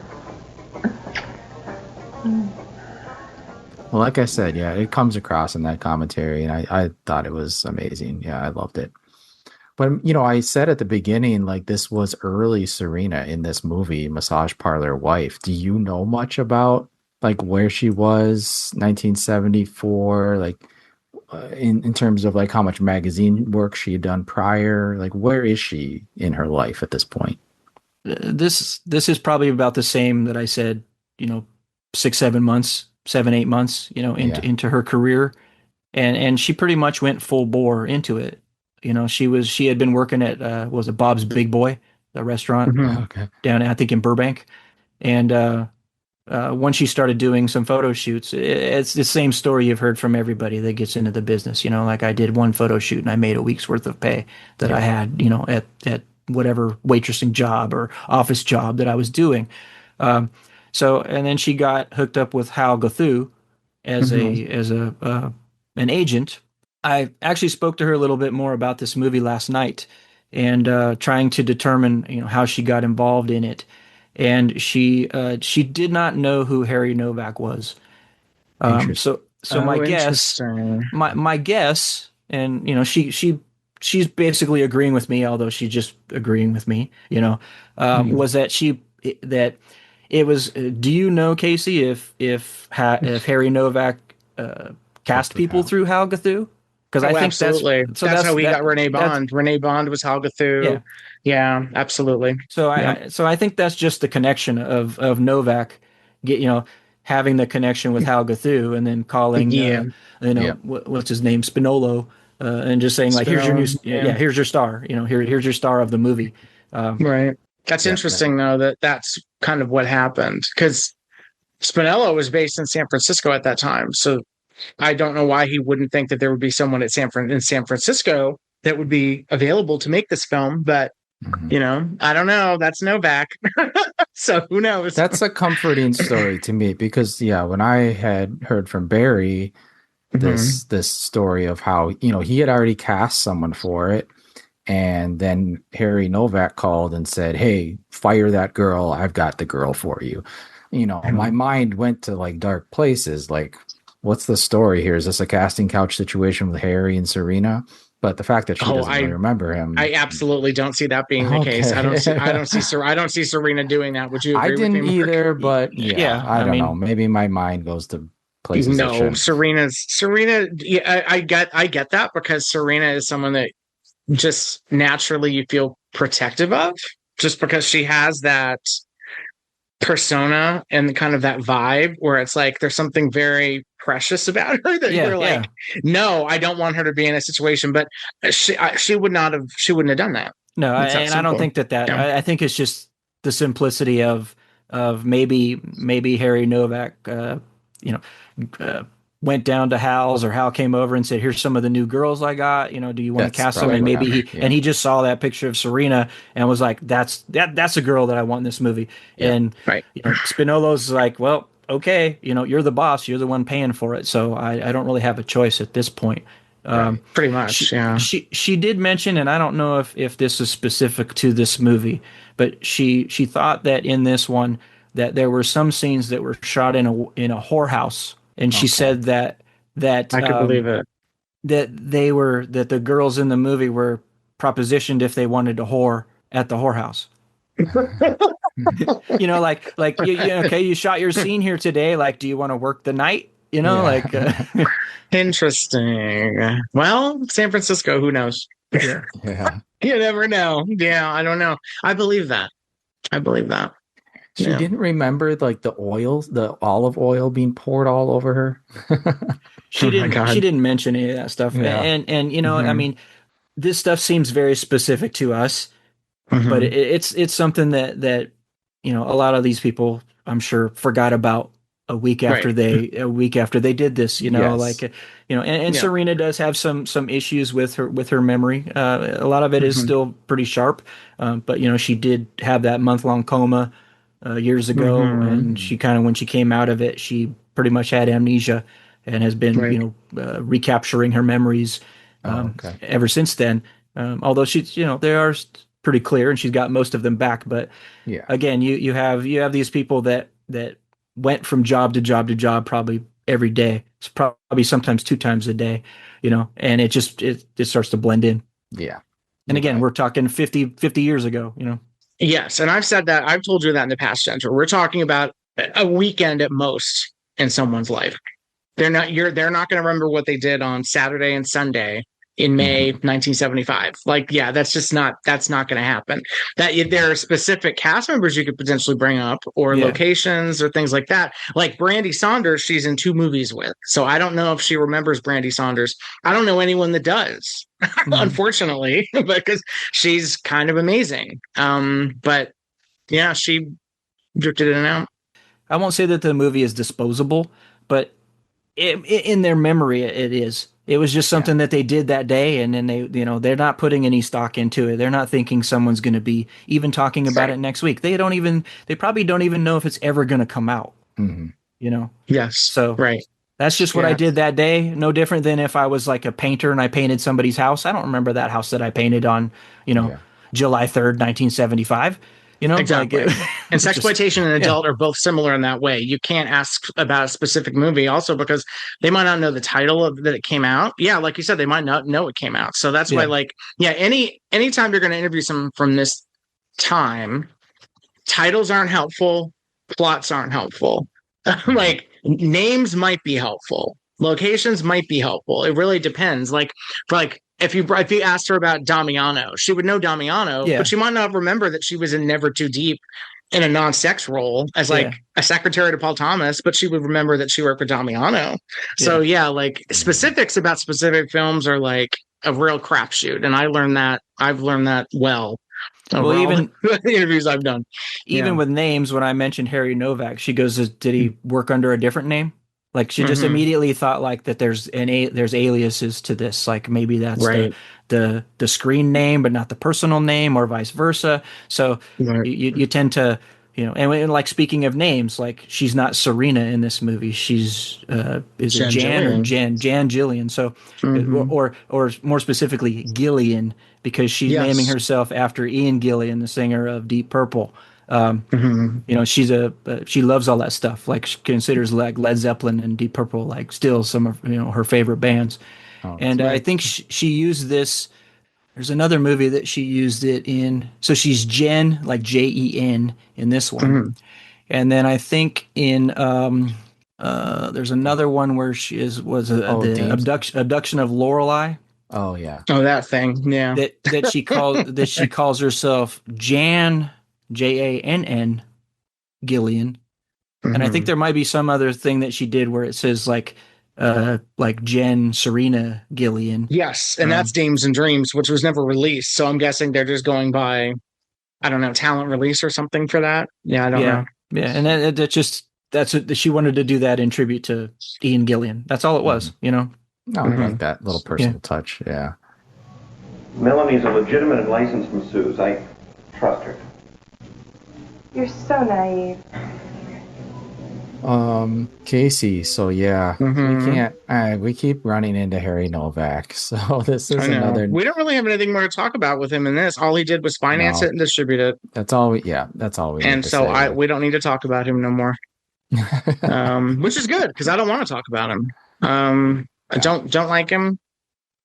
Yeah, I don't like him. The only thing I will say that is interesting is that the version that came out on Something Weird Video opens with the Valiant International logo, which means that either he went back and added that to whatever print or negative that was used for this transfer, or it's a reissue print that was used for this transfer, because Box Office was still around in 75 when this came out. Box Office didn't go out of business until 78, and then he rebranded in 1979. I feel like allegedly, I will say allegedly because I don't need anybody suing my ass. Allegedly, I believe that it was to get out of some kind of tax problems. So he declared bankruptcy for Box Office International and then rebranded as VIP. And then also rebranding as VIP meant that any of the monies that he owed people on Box Office International no longer were owed because it was a new company. Yeah. So he then fabricated a sale from Box Office International of all of the Box Office International library to Valiant. Mm-hmm. And so then, as the now owner of Valiant, if people came back like Frederick R. Friedel and said, well, you owe me money. Oh, no, it's under Valiant now. And you actually owe me money because we haven't made any money back on this title as Valiant yet. So that's the Novak special. So yeah. So I talked to Barry Spinello yesterday, actually on the phone, So and I crazy. asked him that specifically. I was like, you know, how was it dealing with Harry? You know, did he treat you fairly? And all Barry said was, he paid me $100 a week for 4 months, and that's all my dealings with Harry Novak.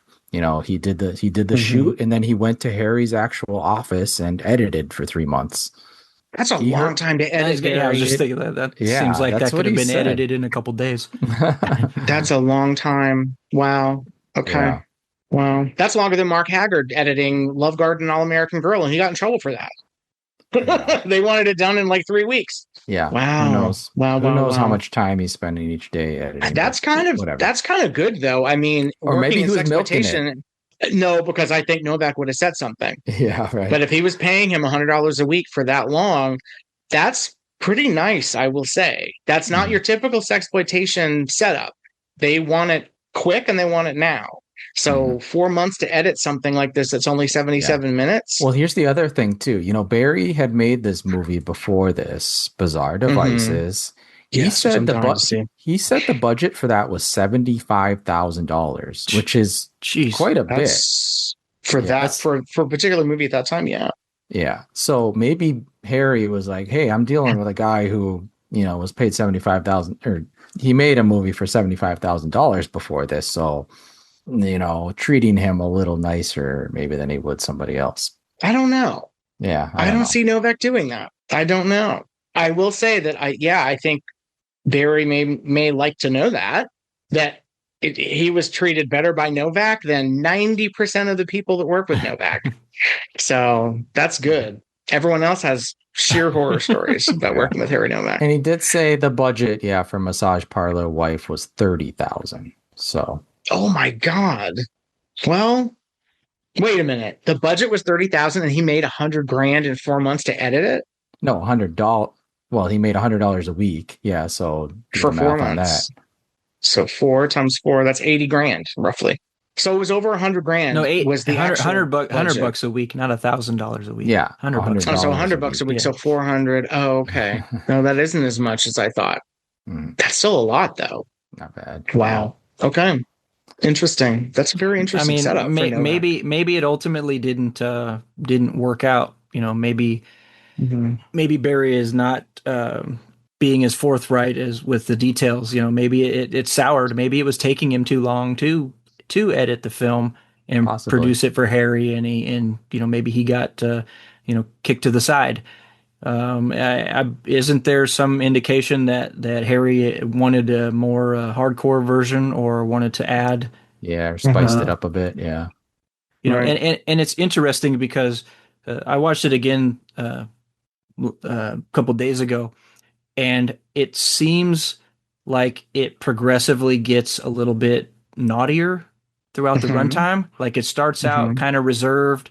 The first sex scene with Serena and what's the husband's name? Tom. Yeah. Or whatever his name. Everything's just a little bit out of frame. Yeah. And there's like he's doing the whole I've got my pants on, but we're having sex when you don't have any clothes on type of a sex scene. Right. Very early 60s. The first massage parlor scene with Serena, what's his who's the actor in that one? Tyler Reynolds. Yeah. She reaches over and you can see her grab his penis, but then the camera pans over to the left real fast. Like, oops, like, oh shit, like we didn't mean to capture that, Right. But then towards the end, like we get we're getting like full male nudity and sort of heavy simulated sex. Hard males, yeah. Which that scene is funny too, because it looks like, and we're jumping from the beginning of the movie to the end of the movie. Fine. But like when Tom comes out and Tom's here and Tom's ready, like it looks like he's coming already. Yeah. Like he like that's called Tom's here, sirs. Tom's ready, and Tom already came. Like Tom's done before he even. I think he's dripping with pre-cum, I believe. It's pretty heavy though. But what do I know? Yeah. well, speaking from personal experience, there are very heavy drippers. So anyway, yeah. No. So I was like, I saw that and I was like, Been there, done that. I get it. I Well, get it, I'm Serena. like, maybe that's why you can't get this declassified from its adult label on IMDb because Eh, it's close. I don't think anybody in charge of the categorization of this movie has seen this movie to know that, Gentry. Like Yeah. the IMDb staff isn't like, well, there's that hard on in this movie. Yeah. I think they're just looking at the X rating in 1975 and thinking, well, this is X and it's hardcore. Super Vixens was X at the same year, and that wasn't hardcore, and that's not marked as adult on IMDb. Well, that's Russ Meyer too. Right, but what I'm saying is that softcore still existed in 75. You can't go by an X rating in 75 and be like, well, this is hardcore. Not the case. Not the case. And I'm saying Russ Meyer gets like preferential treatment in that case. On IMDb? Yeah. I'm talking about IMDb. I'm talking about the fact that these things are labeled the wrong way. This staff doesn't know who Russ Meyer is. Like, technically, Meyer's stuff came out unrated. He didn't even submit them to the ratings board. When he distributed his films, he just played them unrated. So technically, they're not. No, I have a Super Vixens poster with an X rating on it. Does it? Okay. Yeah. Maybe Ultra Vixens was unrated though, but Super Vixens definitely was an X. But that reminds me of Novak releasing stuff with like R ratings on them, even though they were fully super duper graphic, like Sassy Sue with Tally Cochran putting John Tull's cock on her lips. Oh yeah. Yes, that is not marked as adult on IMDb. Yeah. That's very graphic. I totally agree, though, Mark. Yeah, it does get progressively, but that's kind of I think that's also kind of a Novak trademark in a certain way. Like, I think so. His movies do get, he makes you wait till the end of the movie to get the hardest stuff, and I mean that long like foursome scene at the end. Yeah, it could be real. You know, you could argue, you could see people walking out like, yeah, I got my money's worth. I think they were having sex. Yeah. Well, there was a spot in there that I questioned too. I had watched it a couple times, and I don't know if it was just Serena acting to pretend that she was inserting Tom into her, but when she gets on top of him, she reaches around behind her as if she's like positioning him, to insert. You can't see anything, so maybe it was just uncomfortable and she was pushing him out of the way, or maybe that was I don't really feel that there was likely much direction there. Right. Where the director's not like, do this so we can pretend like that's happening. But if you are a fan of Dirty Feet, Brandy Saunders has some very, very dirty souls in that final scene there. So if you're interested in that, that's a good one. But honestly, that's very San Francisco hardcore. It's a lot of hippie girls. It's hippie girls that would walk barefoot in the park and then show up on the set. I also wonder how much people were just like ashing on carpets back then. Oh, I see what you're saying. Maybe. I don't know. But it's a very LA thing. Very LA, or a very San Francisco thing. It's very like these hippie girls and hippie guys, just dirty souls.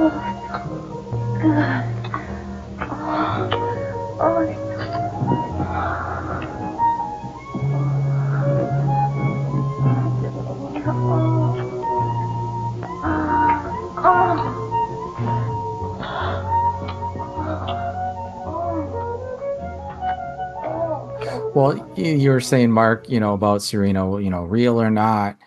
Well, real or not, I think Serena, like part of why I love this movie is just because Serena is going like 110% in every scene. If she's faking it, it's like the greatest faking ever. Right. I mean, she's I mean, she's in every scene here. So this is her movie. Right. And it's, you talk about hippies, like there's a scene where she's like going around giving people flowers. Like just roaming around the streets and happy Serena. Here's doing a little somersault. Yeah, for fun. Yeah, why not? Right. That's her being effervescent. And there's a couple scenes in there where that scene where she with Tyler Reynolds when she's doing trying to give him the happy ending. Her facial expressions on there just crack me up because the way she's playing it is there's an innocence to her, but she has this look of like determination, like I'm supposed to be getting him off. So like she's kind of doing these kind of like brow movements and these like questionable looks that she's kind of looking down at his penis, like am I doing this right? It's Am I not working, doing this yeah. right? Like, why hasn't he come yet? So Mhm. I'm not trying to over embellish on the scene, but that was what I got from it. And it seems like in the scene she's so focused on what her task is that he's kind of feeling her up and everything, and it's almost like she doesn't even realize, the character doesn't even realize that he's pulling her breasts out and caressing her and all this stuff, because she's just so determined that she's going to get this guy to a happy ending. She's trying to be the best at her job. Yeah. Exactly. Yeah. So that first massage customer, Tyler Reynolds, she worked with him later, and there's a bonus loop on Effervescent where she's with him and another, I believe, unknown star, Right. and the loop was called Blowin' Balls. Some of these dorky titles that they have for the loops. He, I think, did about 17 loops when I looked through my lists. And then the other people that are in the movie as well, pretty much every one of those, except for Tom, whoever plays Tom. Tom, I don't know, does he have any other credits, that actor? No. What was his name? But you talked to Steve Rogers, but you talked to Barry about that, did you not? Well, I asked him about Jim. Oh, He didn't say Hurst anything about Vincent. Tom. Mhm. Yeah. No, he just said, yeah, he just thought they were locals, just local quote unquote actors is what he said. Interesting. And the Okay. character of Tom being Serena's husband in the movie, who's struggling with the idea that his wife is working in a massage parlor, and doesn't know the extent of what the hijinks are that she's working through, and is very tormented by it Right. throughout the movie. But it's funny, yeah, like it's funny that, like you said, a lot of these players in this movie, we can identify, or you found them in loops, or they did hardcore later. Yeah, they're But big yeah, San Francisco people. like we said, this guy, Tom, Steve Rogers, like he's coming, like you said, he's coming out with his dick hard in this movie, but he never did any hardcore that we know of, so yeah, it's a strange case. Like the David Book who's in there, I think I have 6 of his loops. I've cataloged 9. Claire James, I have one she's in so much of stuff. possible. I only know of 2 loops that I've documented, that I've found. I have one of those. Even Brandy Saunders, I have 5 of her loops. I've cataloged 6. She primarily appears in, I think it's the Soul Sex series. Yeah, she does a lot of interracial as far as the loops go. Yeah, because that's a good visual contrast. I think casting a redhead she's very pale, and so a very pale white girl with a black performer is going to have that appealing to that audience for those loops. It's like you want somebody pale. She was in The Swing Thing with John Holmes, where she doesn't look exactly legal in that film. So I was always a little suspicious of Brandy Saunders. She looks just like her more branding, though. They were just marketing her that way. So no, I mean when you watch the film visually, she does not look of age in Swing Thing. Yeah, nobody's marketing Brandy Saunders in anything. Well, no, you mean like she's got, like, you're saying more than like just pigtails in her hair or something? No, I mean she looks underage. Okay. Yeah, like she looks underage in The Swing Thing. She definitely ages up the more work she does. I don't know. I find her fascinating. I'd love to know more about her. And she's in Dames and Dreams with Serena. So I'm just kind of like, where's that casting from? Like, who casts this person? Yeah, I don't know. Not a Helga interesting. No, Brandy San Francisco. Okay. Everyone in this movie is San Francisco except for Serena. Except she was San Francisco for a while. Was she not eventually? Or did she start in San Francisco? I'm trying to remember now. I don't think she started in San Francisco. She was Southern California based, and then she went to New York, and then she stayed there for 2 years, and then when she came back to California with Jamie Gillis, I believe that they settled in San Francisco, and then because they were living there, she was working for a period at Mitchell Brothers O'Farrell Theater, right? And then yes. And then at some point, she broke off with Jamie, and Jamie went back to New York, and she stayed in California. Right. And then she, in the around 83, 84 ish, she got out of the business and was married to somebody and focused on art and just Right. kind of did kind of her own thing. I mean, she had basically Yeah. like a pretty solid, nearly 10-year run. Hmm. And look at the legacy that she left in that 10 years. Yeah. Yeah. Well, I guess I would think of her as San Francisco because she is so free with her sexuality, which I don't associate with LA girls at all. Like it is, yeah, I associate LA girls with actresses that are women that are trying to be actresses or models. And with Well, Serena, she strikes me as San Francisco, where it's very like I'm doing this because I love sex and I want to share that with people. well, Um, you got to remember that her interest in sex is driven by mania because of mhm, she had undiagnosed bipolar disorder. So right. Yeah. that's a I guess a mental coping mechanism that people that have bipolar they're hypersexualized. So it's almost like she medicated herself with sexual activity. She clearly says that she doesn't regret anything that she ever did. Um, in our commentary, I think on this one, she jokingly mentioned there's a penthouse layout that she did that has a Nazi theme, and she Oh, Oh wishes right. that yeah. she had never done that at this point because in retrospect, it was in poor taste.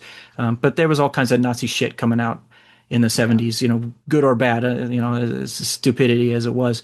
Um, but her it's probably I guess this is a little premature for the commentary for part two. I don't think it's in part one for the effervescent. But I asked Serena like what she would have done if she hadn't been in the sex industry, and she said she would have liked to have been a teacher.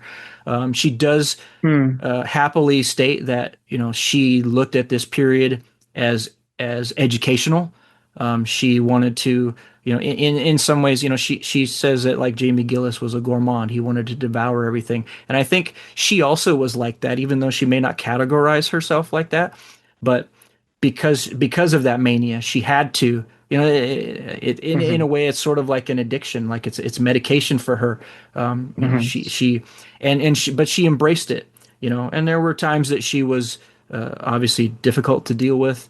That mania also has I mean, we could look at having a super horny partner as a positive. Hmm. I dated someone years ago when I was younger who had bipolar disorder, and it was not a uh, it was a hostile relationship a lot of times because of Hmm. that disorder. So she's talked about like getting violent with people, and it's not coming from a place of anger. It's coming from that mania that is Hmm. inspiring that physical reaction. So her sexuality is a physical reaction to that.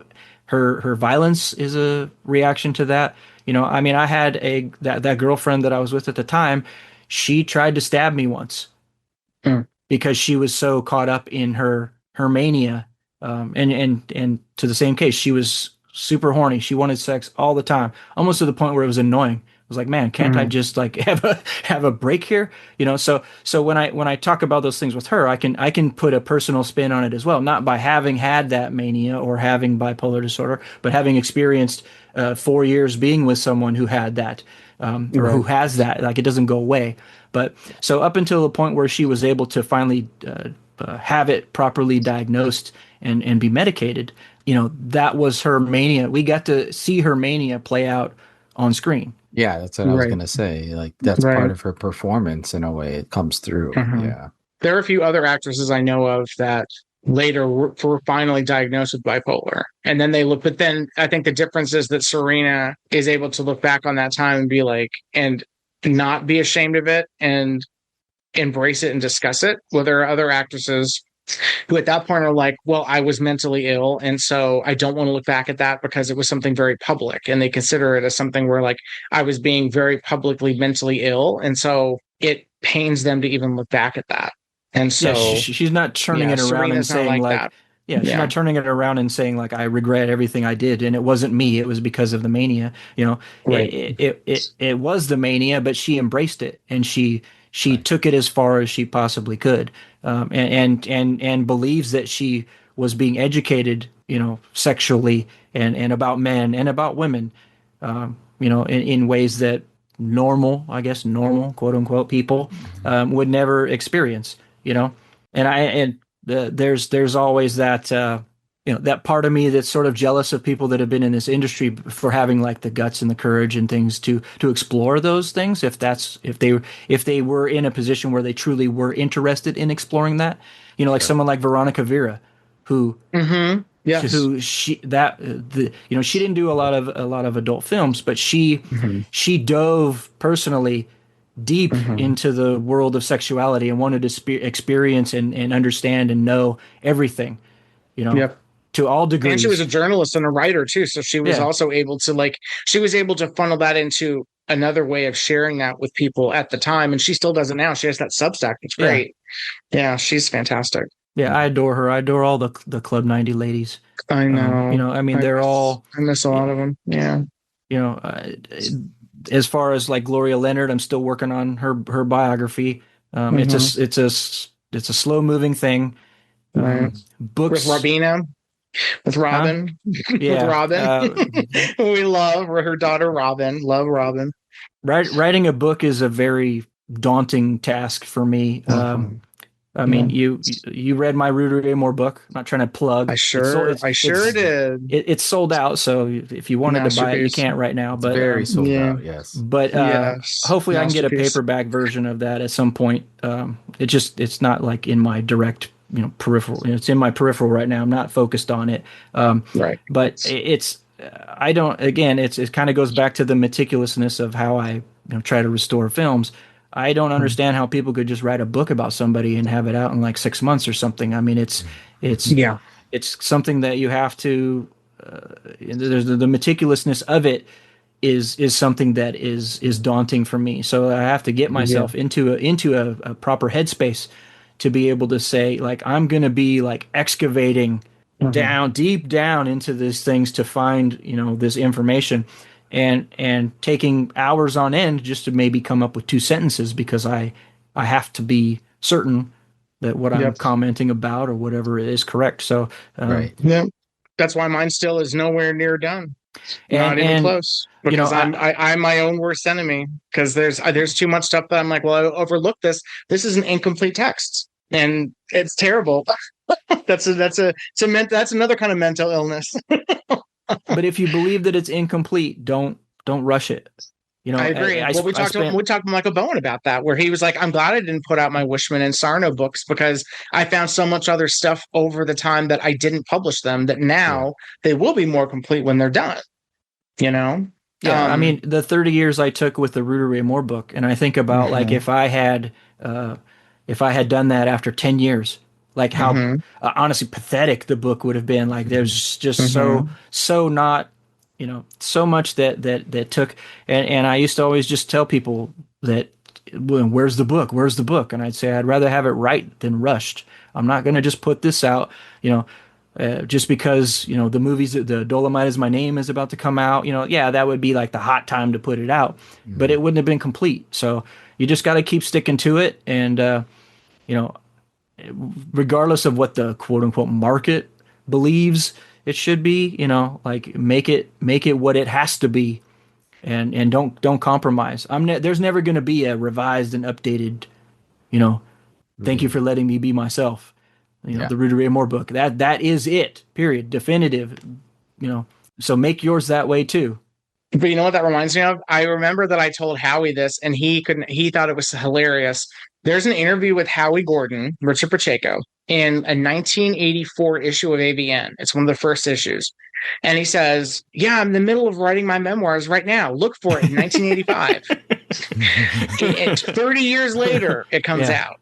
And it's a masterpiece. Yeah. And that's what it needed. It needed that additional 30 years of living experience, education, life lessons, being a father, like all those things contributed to that book and understanding how to better tell his own story. Well, so it's in the title. It's called Hindsight. It's hindsight. Yes. There was no. He didn't have hindsight in 1985. No, he was really struggling. That was a struggle year for him. Yeah. That was not the best time for him in those mid 80s. When you read the book, that was not a good time for him. Yeah. You know, he had to become a father. He had to have those marital issues. He had to put the pin on his sexual activities. You know, all those things had to happen. So, yeah, I mean, it's frustrating because it feels like a never-ending project. You know, and we get down on ourselves of like, you know, I get down on myself because I think that, you know, Robin might be mad because it's taken me so long to do this. And, you know, I might not be like communicating with her all the time on it, but, you know, I'm trying to get to a certain point before I bring her in to meticulously review, you know, Right. and then also just continuing my research and the same things like you're doing. You know, you get to that spot and you have an unanswered question, and that unanswered question, even if it's just one, puts the brakes on everything. It's not done. Absolutely. You know, I need to know what this is. Absolutely. You know, where does it all fit in? So just keep doing what you're doing. Don't be afraid of how long it takes. You know, and it'll be better. You know, it'll be better because of it. You know, the more we continue to learn, the more that we continue to write. You know, there was so many things that I looked at in my book that I was like, man, I was so wrong about this. You know, in the Rudy Ray Moore book, like if I would totally blew that fact. You know, if I would have put that out, you know, there was some really bonehead things in there that I was like, oh my God, I can't believe that. Like that you know, that's what I thought, you know? Oh, like Yeah. early drafts of it? The early drafts? Yeah, of just like, just not knowing things. Like, I mean, here, I'll use one specific example. So there's a recording device that they use in, I doubt they use it anymore, but in films, it's like I think it's the reel to reel that they record sound on called a Nagra. So I had gotten a photo of someone with the Nagra from like shooting Dolomite that I got from someone from the set. And the way that it was worded from the caption that he provided for the photo, I thought the lady's name was Nagra. Oh no. So how stupid would that have been if I'd have put that out? You know, like, but then that's just because I didn't know. I don't know shit about filmmaking equipment, Right. you know. So I mean, that would be like total. Like I would if I knew that and I read that book, that would like discount everything else that this writer said. You know, like really, like he thinks this person's name is Nagra. What an idiot! You know. So like, and those things happen, and those are human. You know, but that's where like the beauty of the delay comes in, because you can catch those things that you weren't certain about or that you didn't even know was a mistake. You know, so just keep doing what you're doing. Even takes another 10 years, you know, 20 years, whatever. It'll definitely take that long, but yeah, thank you.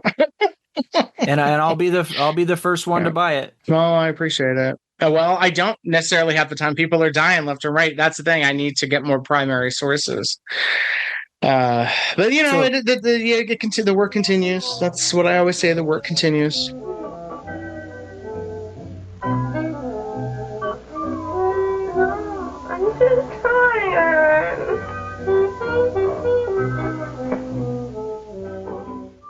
Well, speaking of creators, we haven't even really talked about the creator of this movie, have we? No. Too much. Well, actually, let's just a few things on the cast before we go on to the creator. So, yeah, we talked about Tyler Horn. So, I actually did I did want to do some more digging into him, because Tyler Horn is one of the original San Francisco porn stars. He started with like the Mitchell Brothers and Lowell Pickett. He is the first massage client. Yeah. Yes, the first massage client. I started with Alex Dorenzi. Like he started in like 72. I found that he was arrested he was part of a major pot bust in Berkeley in 1970. And then he joined, you know, he entered porn after that. But he kind of shows up in all kinds of things. Like I remember he played the US president in Ultra Flesh, like 7 years after this or something actually 5 years in 1980. He plays a poetry teacher in Count the Ways for Ann Perry, who we've talked about. He plays George Washington in Spirit of 76, which is crazy. And I think that's Annette Haven is Martha Washington in that. He plays a psychiatrist in The Analyst, where Paul Sharp is trying to convince Candida Royale to have anal sex. And she hated making that fucking movie. But the interesting thing I found out about him and why he might be still reticent to discuss his career, which as far as I know, he has never done, was around 1975, he started pursuing stand-up comedy. And he showed up in Playgirl in June 1977, where he is described as a stand-up comedian. So that's like a part of his bio, is as he's a stand-up comedian that like a Playgirl correspondent found. and that he did. It didn't discuss his porn in the interview, I don't believe. But yeah, it's kind of like, yeah, I'll do nudity because obviously I've done porn. He continued doing stand-up for like 20 years. I'm finding stuff of him doing appearances all over California, touring all over the country. All as under the late as name Tyler Horn? As Tyler Horn. That's his real name. His real name was William Tyler Horn, but Tyler Horn was, basically the name he used. As late as 1996, he was touring. So 20 years. I wonder what his comedy's like. Did you ever find like any? No, that's the Jokes? thing. I don't know, but in the show notes, I included 2 newspaper ads with him in there where he's making faces and stuff. Oh yeah, he's an impressionist. Yeah, He also does impressions too, and then he's also quoted in a bunch of newspapers with like jokes about current events. So he's described as a comedian / comedy writer. And so I was like, did he write for sitcoms or something? I found nothing. Was he a script doctor for sitcoms? I can't find anything. I have found him. He is still around. I need to call him. Say it. Let me put it this way. There are people that I think that if he was going to do an interview, he would have done it with them already. And that's as vague as I'm going to be without naming who that person is. Sure. He would have done an interview already if it was going to happen, I believe. So I think it's a situation where he doesn't necessarily want to, which is too bad because he worked with literally everybody. So he would have good stories about working in San Francisco. He would have good stories about working with different directors, going down to LA for a few things. Like he would have the good stories. That was kind of the big name, but then I also researched David Book. I forgot that I knew what David Book was, who was the second massage customer. Yeah. So David Book, very omnipresent in San Francisco porn as well. I forgot that Paul Johnson told me what his real name was years ago. And it's David Peleg. He's an Israeli guy. He was born in Argentina and then moved to Israel at age 6. And then he came over to the States as part of an Israeli dance troupe. And he was a ballet dancer and did Israeli folk dances and things like that. And then he basically stayed in the country. He moved out to San Francisco to study modern and experimental dance in San Francisco. And from there, he joined the adult industry and did porn. The trail kind of ends there. And it's also confusing because there is a politician who was an Israeli consul who would show up at like the United Nations and stuff in the States, also named David Peleg. So any search for him will come up with this Israeli politician. Yeah. It's always the worst when there's duplicate names. Exactly. And I'm like, this name can't be that common, but turns out it is. And the other person is also very public. So it's just kind of like, so I found some good articles with him showing him dancing with his dance troupe and discussing his bio and things like that. I think most people would know him. He played the title character in Nightcaller, which is the Anthony Spinelli movie. And in that is a couple called Engel and Vernon von Bergdorf. They were a dancing troupe. They were a dancing couple as well, and they did dance things all over San Francisco and California. So I don't know if they brought him into porn because of their dance connections potentially, because they're also all 3 of them are in Pleasure Masters for Dorenzi, I believe. He played a lot of pedophiles. Because of the mustache and the perviness. So he's in Valerie and Dixie for Rick Beatty. He's in Fantasy Girls with Claire James, who we also mentioned. Claire James is in a ton of stuff. I think her biggest role is Fantasy Girls. She's one of the main prostitutes in that Dorenzi movie. She's in a lot of stuff. She's in Journey of O, also with Tyler Horn and Serena, and a few other things. She's very nondescript, though. So I was kind of surprised I even recognized her in this. The other girl that is recognizable from this is Susan. She's billed, and I forget the name she uses I think it's Susan Snow is the movie in the name, or the name she uses in this movie. She was another one who worked for years in San Francisco porn, but very few leading roles. A lot of character parts are just showing up in like group scenes or things like that. She has a connection to this movie through her first movie that she did, which was Lucifer's Women. So Lucifer's Women was for Paul Arato. Paul Arato made Bizarre Devices with Spinello. Yeah. So after Bizarre Devices, Spinello did this while Arato made Lucifer's Women, which then Al Adamson turned into Dr. Dracula. Spinello did both of those. They worked on it together. And then Arato sold Bizarre Devices to Omen Enterprises. Yes, that's why Harry Novak couldn't get Bizarre Devices, because it was already sold to Richard Ellman, which means that there is no negative to that, by the way, unfortunately, because Ellman got rid of all of his stuff. So you're talking about Susan. She plays the mistress. That's who you're talking about. Yes. Yeah. Okay. And she, based on the credits of Lucifer's Women, she's billed as Susan Catherine in that. So I believe that is at least her real first name and her real middle name are Susan Catherine. But she used fake names on everything else. I don't know what her real identity is, but she's really only memorable in 2 movies, which is Lollipop Palace, which was Dave and Helen Arthur, and she has a scene with John Holmes in that. And then she's also in a really good movie called Night Pleasures, which Henning Schellerup did. When people know him, he did like Black Alley Cats and some other stuff for Dan Katie. Was she known for doing women S&M stuff, or is that just something she did here? Okay. It's just something she did here. Yeah, no, she was not an S&M person. She was literally just a body to call to come and do sex scenes or nudity. She was a she's yeah. There's a reason why like she appears in all these credits as like with names that mean nothing. Like she's a go-getter in San Francisco porn who just kind of shows up and does the work and leaves. You want to hear a story about massage parlor? I mean, something that happened to me personally. So I'm telling you firsthand, okay? Yeah, okay. I was looking through one of these underground newspapers, through the advertising section. And are you listening? Okay. You still there? All right. So I come across this ad, right? It says, Mistress Mavis, whips are my pleasure, dominance is my game, and bondage is the name. Dominant massage given. Right, so I call this number, and this broad answers, and I say to her, hey, honey, what is this dominant massage? You know what she says to me then? Are you listening? Yeah, I'm listening. All right. Are you there? Okay. She says, Come on down, baby, and I'll kick your ass. So I went. But it's interesting that all these people eventually they all kind of are in movies together because it's all that same group within a period of like 12 months where they're the go-to people in San Francisco for every filmmaker working in San Francisco. They're just available and they're going to show up, they're going to do the work, and they're going to leave. Except for Marcia Del Rio. She didn't show up. I want to know who it is. At first, I thought that was Tony Scott. It is not Tony Scott. I thought it was maybe Tony Scott, who was bi-coastal. She was in Passenger Carol in New York, but a lot of San Francisco stuff.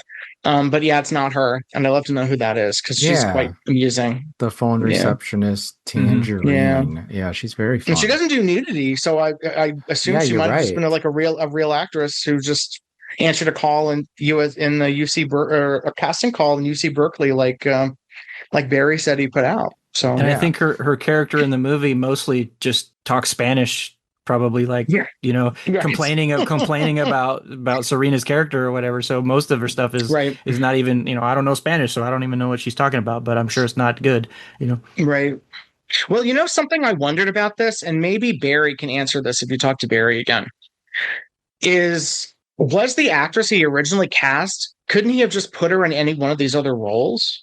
So I'm wondering if one of these other actresses is one of the women that maybe it's Martha Del Rio, possibly. Maybe it's Brandy Saunders.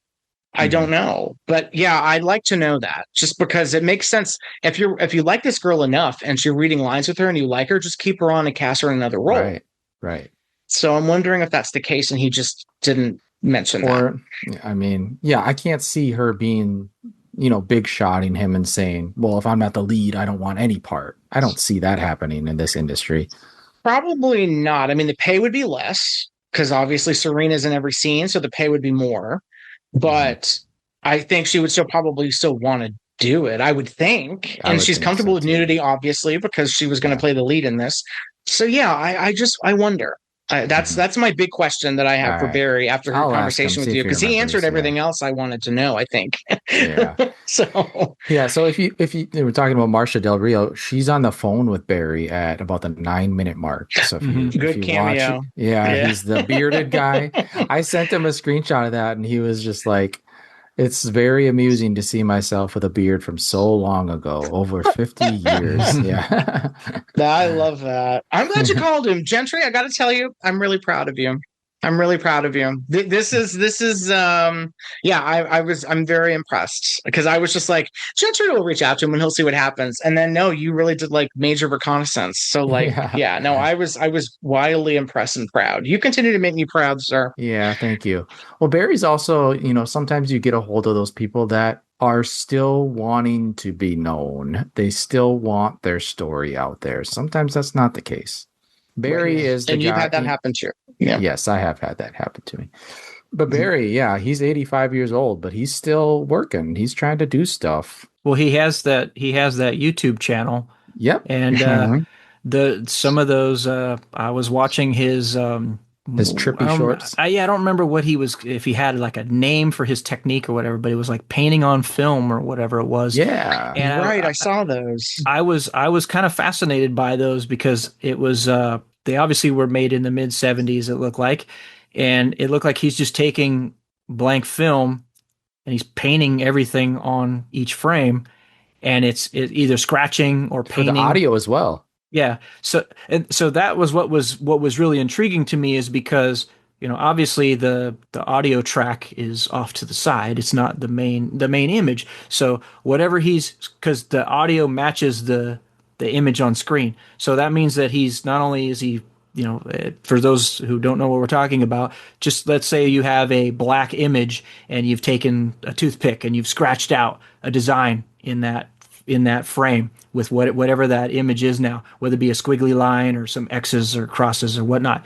And so he has to do that on every single one of those frames. There's no duplicating anything. So he has to basically animate that film.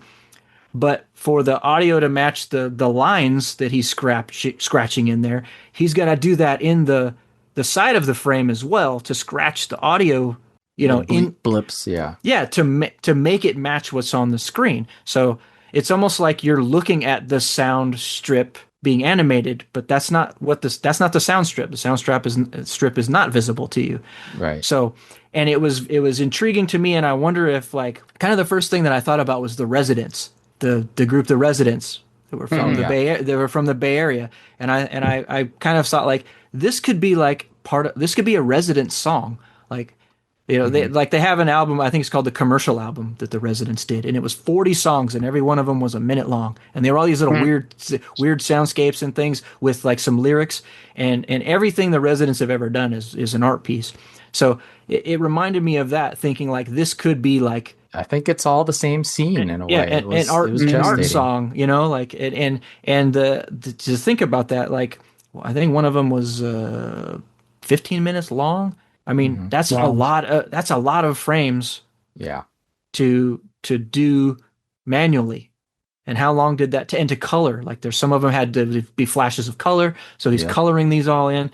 Like how meticulous that is, even as it's most simplistic, because he's using simplistic designs. It's not super elaborate, but it is elaborate when you understand how it had to be created. So that whole process that he was trying to do is very curious to me and very intriguing and highly interesting.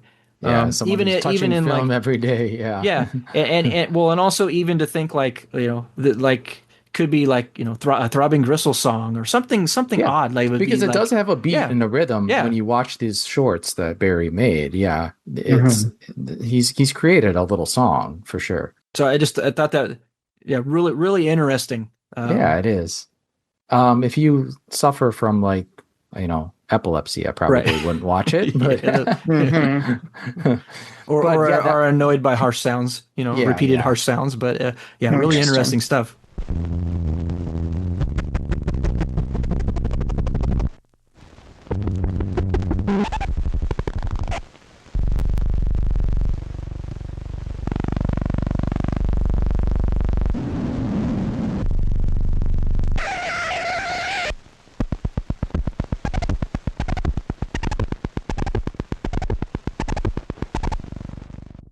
But that was kind of his thing. It sounds like for a while there was doing these hand-drawn sound and picture pieces. And I found evidence. Yeah, he was teaching. He would have classes. You could go to his classes and make your own little version of a Barry Spinello. I don't know if he ever came up with like a term for how he described these little movies, but yeah, that was his thing. Out in Berkeley, abstract films. Yeah, I mean, I've sat. He had films playing with Stan Brakhage. Like that's That the kind totally of makes company. sense. That's the kind of company he was keeping. He was kind of a mover and shaker in this world. But as we've seen with some of these other sexploitation filmmakers that maybe came from a more avant-garde background, like the line between sex film and art film, especially in San Francisco, got pretty thin. That Yes. line at a certain point. Well, that art scene really because there's something because it's all counterculture. It's all very against what the mainstream culture is. It's like developing your own culture. So even like the Mitchell brothers and Dorenzi and the Pickets, like they would have like mimes and dance troops and like local rock bands and artists and stuff like that in their films because their worlds collided. That was just part of the culture. So it makes sense that he would eventually do like Bizarre Devices and then this film. It's just so interesting that it was like it was several years after he'd been doing the experimental stuff for several years until he kind of made that transition and then transitioned back and did documentaries and stuff. Yeah. Yeah. And I asked Barry about that as well. I was just like, going into making, I asked him, I'm like, can I call these sex films? He's like, yeah, that's fine. I was like, so making sex films. Because that's what we call them. Yeah.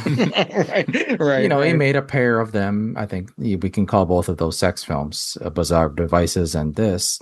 I was like, did you bring any of that avant-garde experimental background, into making these? And he was just like, no, they were just projects for money. Something I did, yeah. Yeah, just something I did. But, I asked him as well, just like, did you ever consider using a pseudonym? Because, you had your name was already established on making these art films.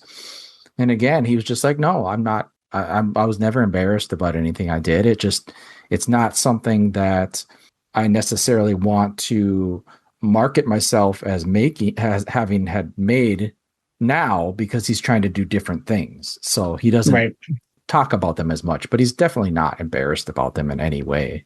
Well, didn't one of his documentary shorts win an Academy Award or something like that? So I don't remember the name, but there's the two that you had in the show notes. There's one. It's like a Day in the Life of Carol Bonolo or something like that. Is that what it's called? And I think that's the one that may have gotten nominated or won the Academy Award about the woman that was born with she was born with no arms and how which she is up functions. on his YouTube. Yep, you can watch it. Oh yeah. So the Day in the Life of Bonnie Consolo. Yeah. Yeah, that's what it is. Yeah, wow. and that's really interesting. And then I haven't seen the other one, but he apparently did another one like a Day in the Life of Sharon Thorpe. So he's going dying to see that. He's doing a like it's kind of like respectful in a way where it just seems like he doesn't shy away from topics. So it isn't like, it isn't like he's I'm assuming that the general narrative of the Sharon Thorpe one, again, haven't seen it, but I'm assuming that it would be a similar narrative to the one of the woman born without the arms, where it's just a fly on the wall.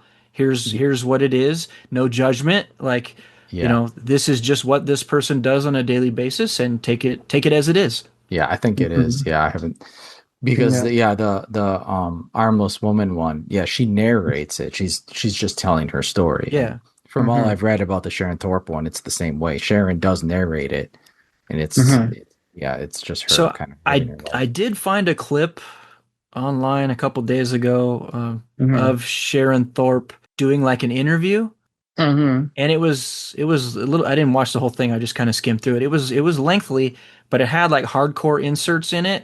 So that's different. Okay. I can tell you what that is. Yeah. Okay. So essentially, I think enough people saw this. There was a guy named Richard Wilton who then proceeded to make 3 films that are very similar to that film.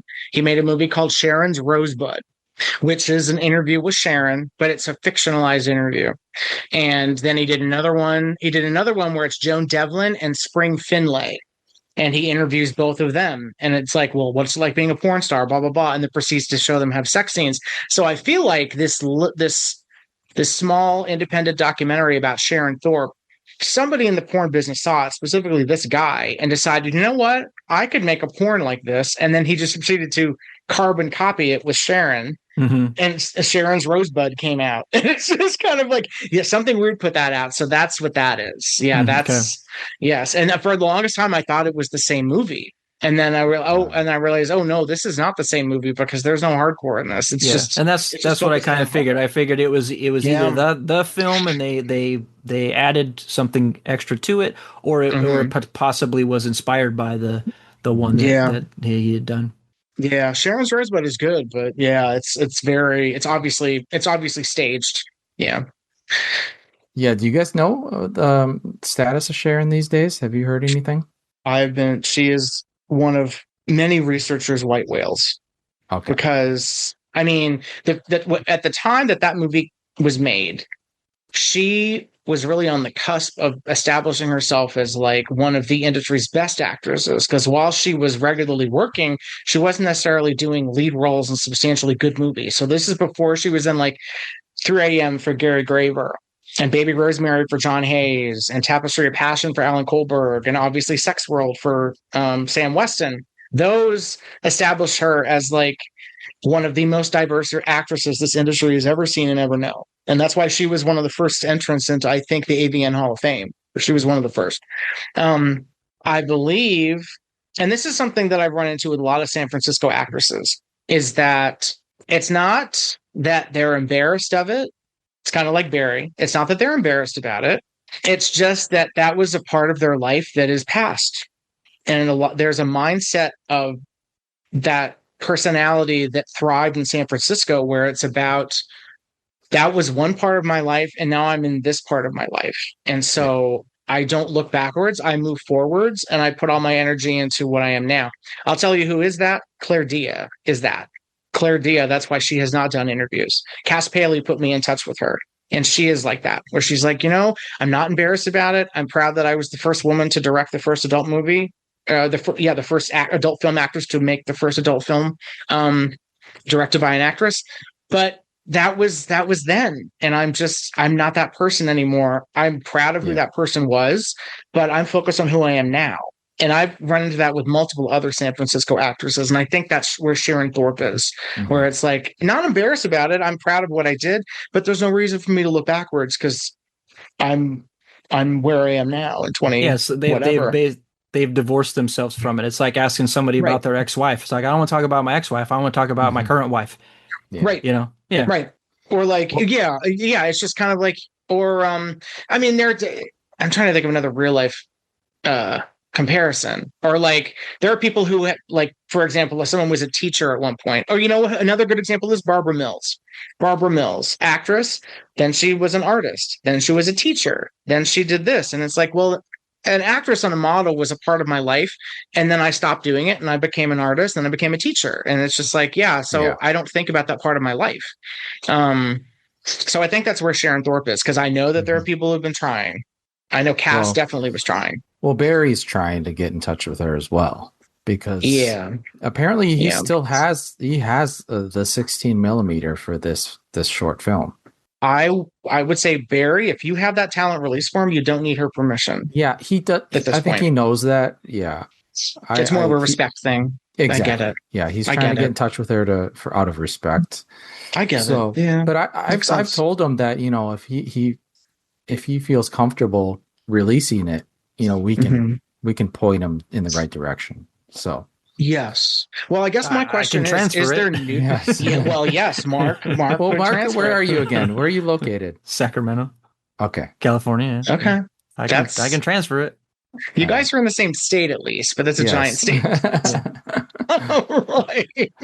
Well, I'll be in Southern California in 2 weeks, so I can stop by his house if he's down there or something. So I told him if he needs a helping hand to go through his materials, we might be able to because didn't he mention too that he might have something on Bizarre Devices too? Yes, which that's would be pretty major too. Which I didn't know until you put it in the notes after your conversation with him.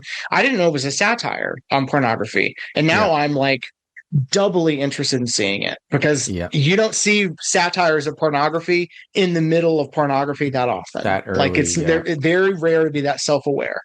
So I'm intrigued. So I'll keep talking to Barry and see what's going on, see if we can find it. But as you know, he's got stuff. Like you have stuff, Mark, and sometimes it takes time to find it. Yes. But I do love that he is still at 85 is still like, I got fires going, I got projects I want to do. Like he's got that drive. That Adrian and the Toy People, this script he wrote that he had issues with the Spielberg company about. Yes. You can read all about it. It was a news item. He's still trying to get that made, and he's gotten some good feelers from people. So we'll see what happens with that. But yeah, he says that he's gotten great feedback from a few people to get that made, and we'll see what happens. That'd be great. Yeah. Please do not let it be someone who's going to use AI to bring those soldiers to life. Please.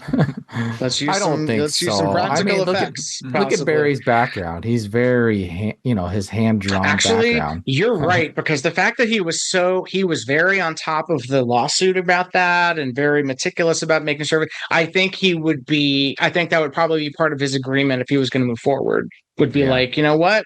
We're not going to do this AI thing. Yeah. And that's part of the agreement. And that might be the deal breaker now for companies to jump on board. Yeah. That bubble is getting ready to burst. I'm telling you right now. Companies may want the if they're going to buy a project, they're going to want the opportunity to produce it in any way that they deem necessary, whether it be using AI or endless CGI or whatever. So that if he's adamant on a project and saying like, this is a deal breaker for me, that's likely a deal breaker for not being able to have that opportunity for the company. Well, yeah. Thanks for the cynical take there, Mark. Well, and that's where his I'm going to say that's where his integrity comes in. Yeah. Yep. It needs to be done the right way, not the and this is the way. This what I determine is the right way is how it's supposed to be done. Right. And so, as someone who, he made films for years, so he knows how to make a film, and he also knows the struggles of how to make a film. But I think he would also agree that as a filmmaker, where each film is always has its challenges, that he wouldn't. I don't think someone who worked as many years as he did in film would accept using AI as a solution to any of those problems and making those films. I don't think, because he's too much of a creative, just based on his resume and based on this film. That's something else that I have to say about this film is like, we've talked about a lot of sexploitation movies made by quote unquote outsiders to the genre, people that are not part of the industry at all. The Savage Brothers, Submission. They came out of nowhere, came from Broadway, and came from Broadway and children's theater to make this tone poem of sexploitation. And so for him to come from essentially experimental film and documentary film and make this sexploitation movie, it definitely has a different texture to it. It definitely checks all the boxes of marketability for somebody like Novak, but it's also not a phoned in weekend wonder that somebody maybe more with a more cynical approach to making a sex film would have, where they're trying to pay the bills. It doesn't seem like someone trying to pay the bills. Yeah. It's also very funny, I think. Yes. And I want to ask Barry more about that. Like, where did the humor come from? Is that all from your script? Is that part of the performers improvising? I'd like to know. Well, I think the husband, the Tom character, is hilarious. He's cracking up the whole time, especially when he's like trembling in the closet when he's watching this going on. Like he just outside of himself. He can't what am I seeing? What am I doing? Like and he plays that sort of like, that dullard male character that is, kind of opposed to the sex and then realizes it's a good thing at the end. Like he has his sexual awakening and he can partake in all the festivities at the end. Yeah, it's very John Tull. Yeah, it's very John Tull, early Novak. It's very Midnight Plowboy. It's very all those Pete Perry movies. He even kind of looks like John Tull with the mustache. Does, at that point, he moved on to working with Stu Siegel and Matt Simber behind the scenes. He wasn't doing movies anymore in front of the camera. But Yeah, it's I remember that I rated it very high. I wouldn't rate it as high as I did, but I still would rate it pretty high. Especially what considering that I think I'd rate it 4.5 out of 5. I think I would give it like a 4 out of 5. I wouldn't drop that considerably. I think because it's well made, it's funny, I love the cast, but also something that is often not discussed with sex films is, are they still erotic? And this film is still erotic. Like sexploitation, it can still be erotic 50 years later. That's fine. I think people kind of like, well, it's just all sex. Like, who cares about it? It's just all sex. There's nothing else to it. It's like, if the sex is effectively done and everyone looks like they're having a blast, that is a success story for a sex film. That's what you want. So Well, it's funny too, because one of the things that I really noticed is they bookend the movie with, at the beginning is a hairy butt crack in the opening credits, and the end credits is a flaccid penis. Yep. They're like, Love it. that's what you're putting, first and foremost, and then at the tail end. But what you've sandwiched in between, yes, was a lot of fun and enjoyable. And I mean, 100,000%, Serena is so fucking adorable in this. That was like, she is a star. Yeah. Has she seen this since? I mean, ever? I don't think so. I don't think so.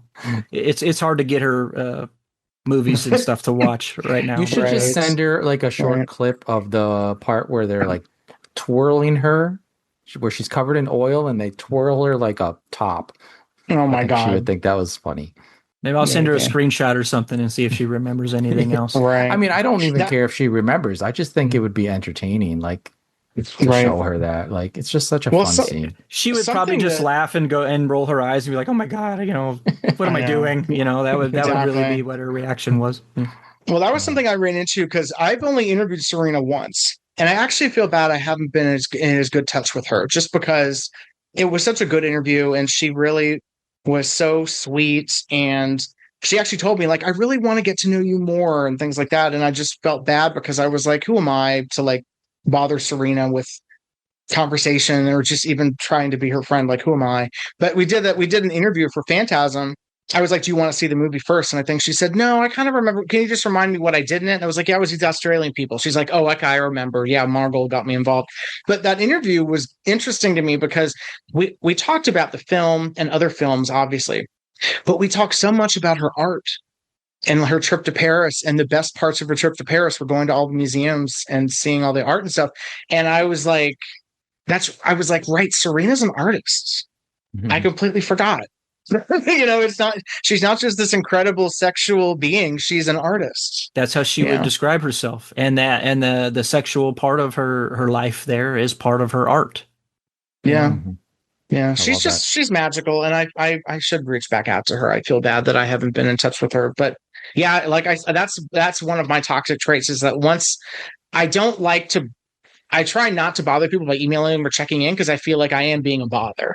Yeah. And then it's always you just also like, don't want to feel like you're just using someone for information and then discarding no, absolutely not. I know. Yes, exactly. Right. So like my auntie is Georgina Spelvin. So I still check in with her every once in a while and that's my Auntie Georgie. Yeah. But and I'm worried about her, but didn't she just turn 90? She did. And she really can't hear. You can't really call her on the phone, but she still checks emails every once in a while. So I check in with her. But yeah, Paul Johnson just turned 90. So he's doing well. He's great. But I am concerned just because of, how old he is. And if anybody doesn't recognize the name, Paul Johnson was a photographer.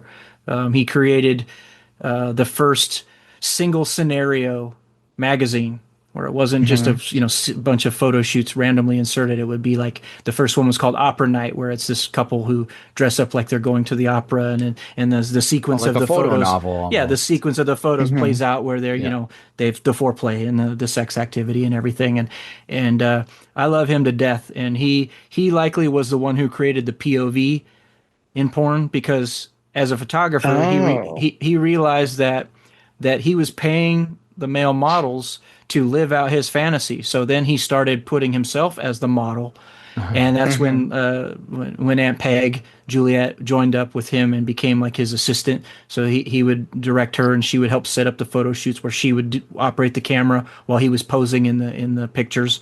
You can often tell.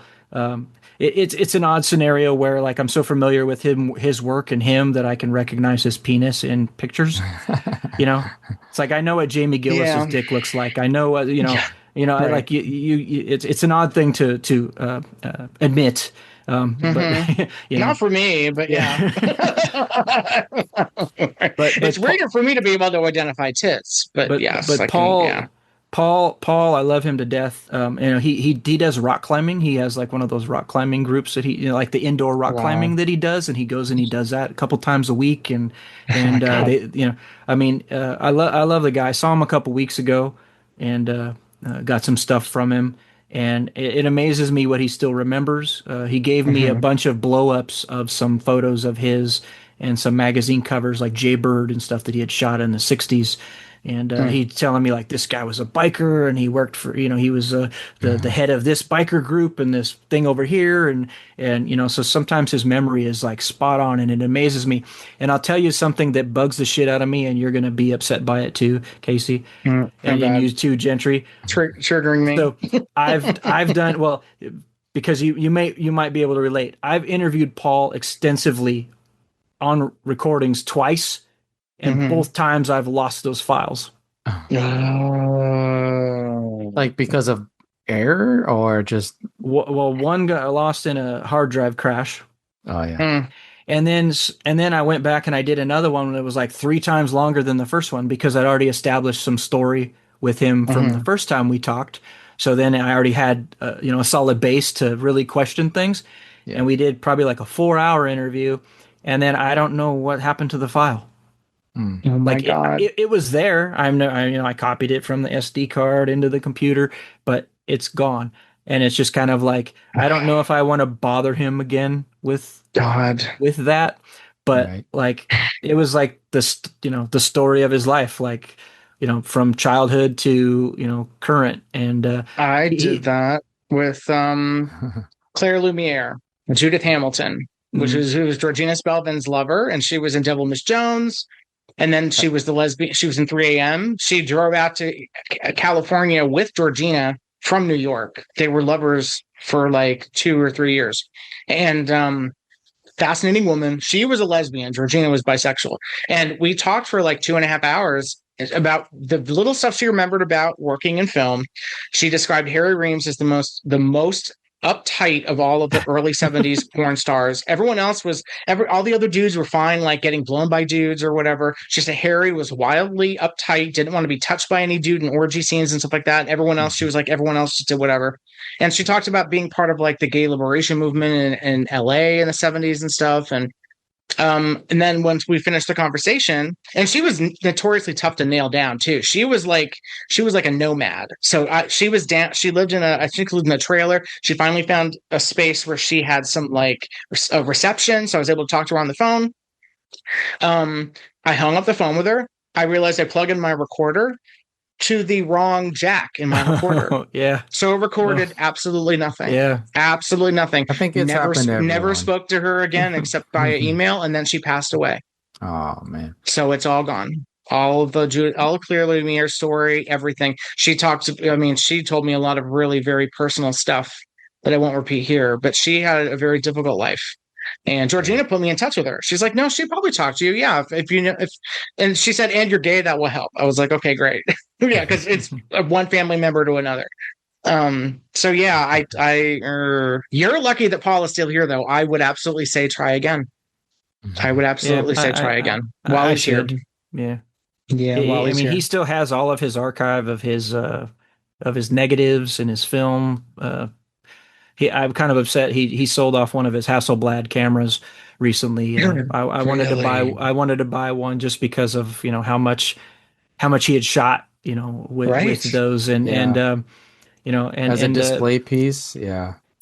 I mean, and he worked with everybody basically everybody in the industry at that time, and his material is once you know what to look for, you can recognize it, but he's never credited in anything. So it's I think that kind of bothers him now, where it's just like he built a legacy, but nobody knows what that legacy is.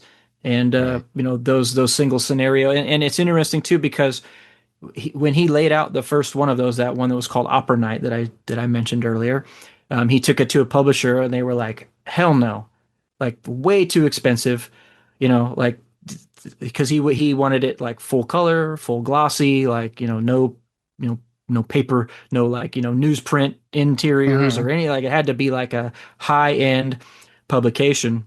And I forget the name of the guy that he ended up meeting up with, and he worked for Ruben Sturman, and so Sturman put up the money for the first one, and it became so successful that other people started coming to Paul for the same type of a magazine, and he became his own competitor Hmm. Hmm. because he was the only one doing it. He was doing like 3 or 4 of these a month, but for different publishers. So he wasn't Hmm. just working for one publisher.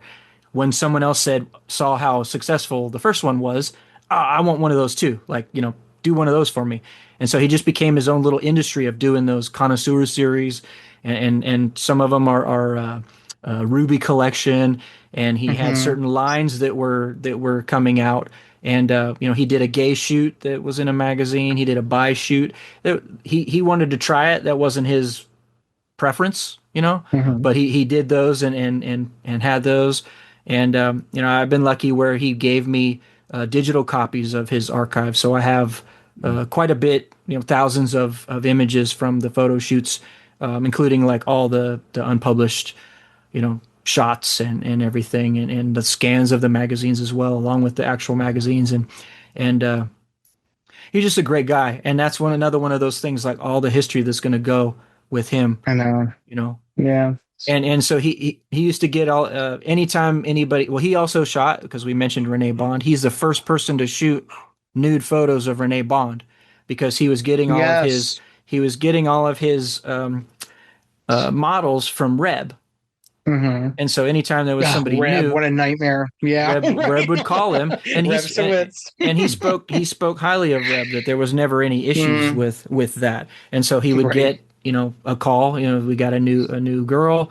He would shoot her. I mean, he shot Seika and Ed Haven, Serena and Jamie Gillis, uh, Paul Thomas, everybody. Like, everybody at some point kind of like came through the Bay Area or Southern California, where he was living at the Hmm. time, and he shot some type of a magazine with them, and they're all like super high class, and it's a real difference when you look at his stuff versus, like, there's a sensuality to it. It's not Hmm. just Hmm. it's not coming off as, it's not a magazine called, fuckholes or something like Yeah. that. It's Right. Right. Whatever they do yeah, now. Right. Will right. any Exactly. of Yeah. will any of this stuff appear maybe on a future release, you So think?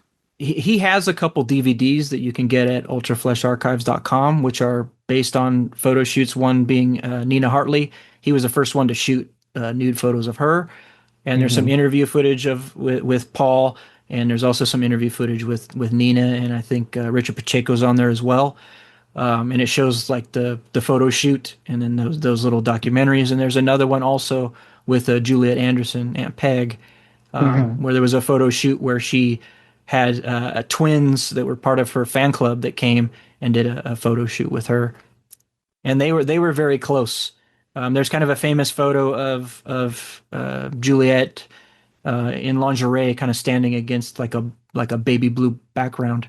Hmm. And that was something that he shot. That was actually turned into like a cardboard standee that was at the Museum of Sex and Culture, or Hmm. the one in Vegas, whatever it's called, the Museum of Sex that's in Vegas. So he had that there for a while, which is cool. If you're ever in Vegas, make sure you go to the museum there. Okay. It's just a job for me. Just the massages.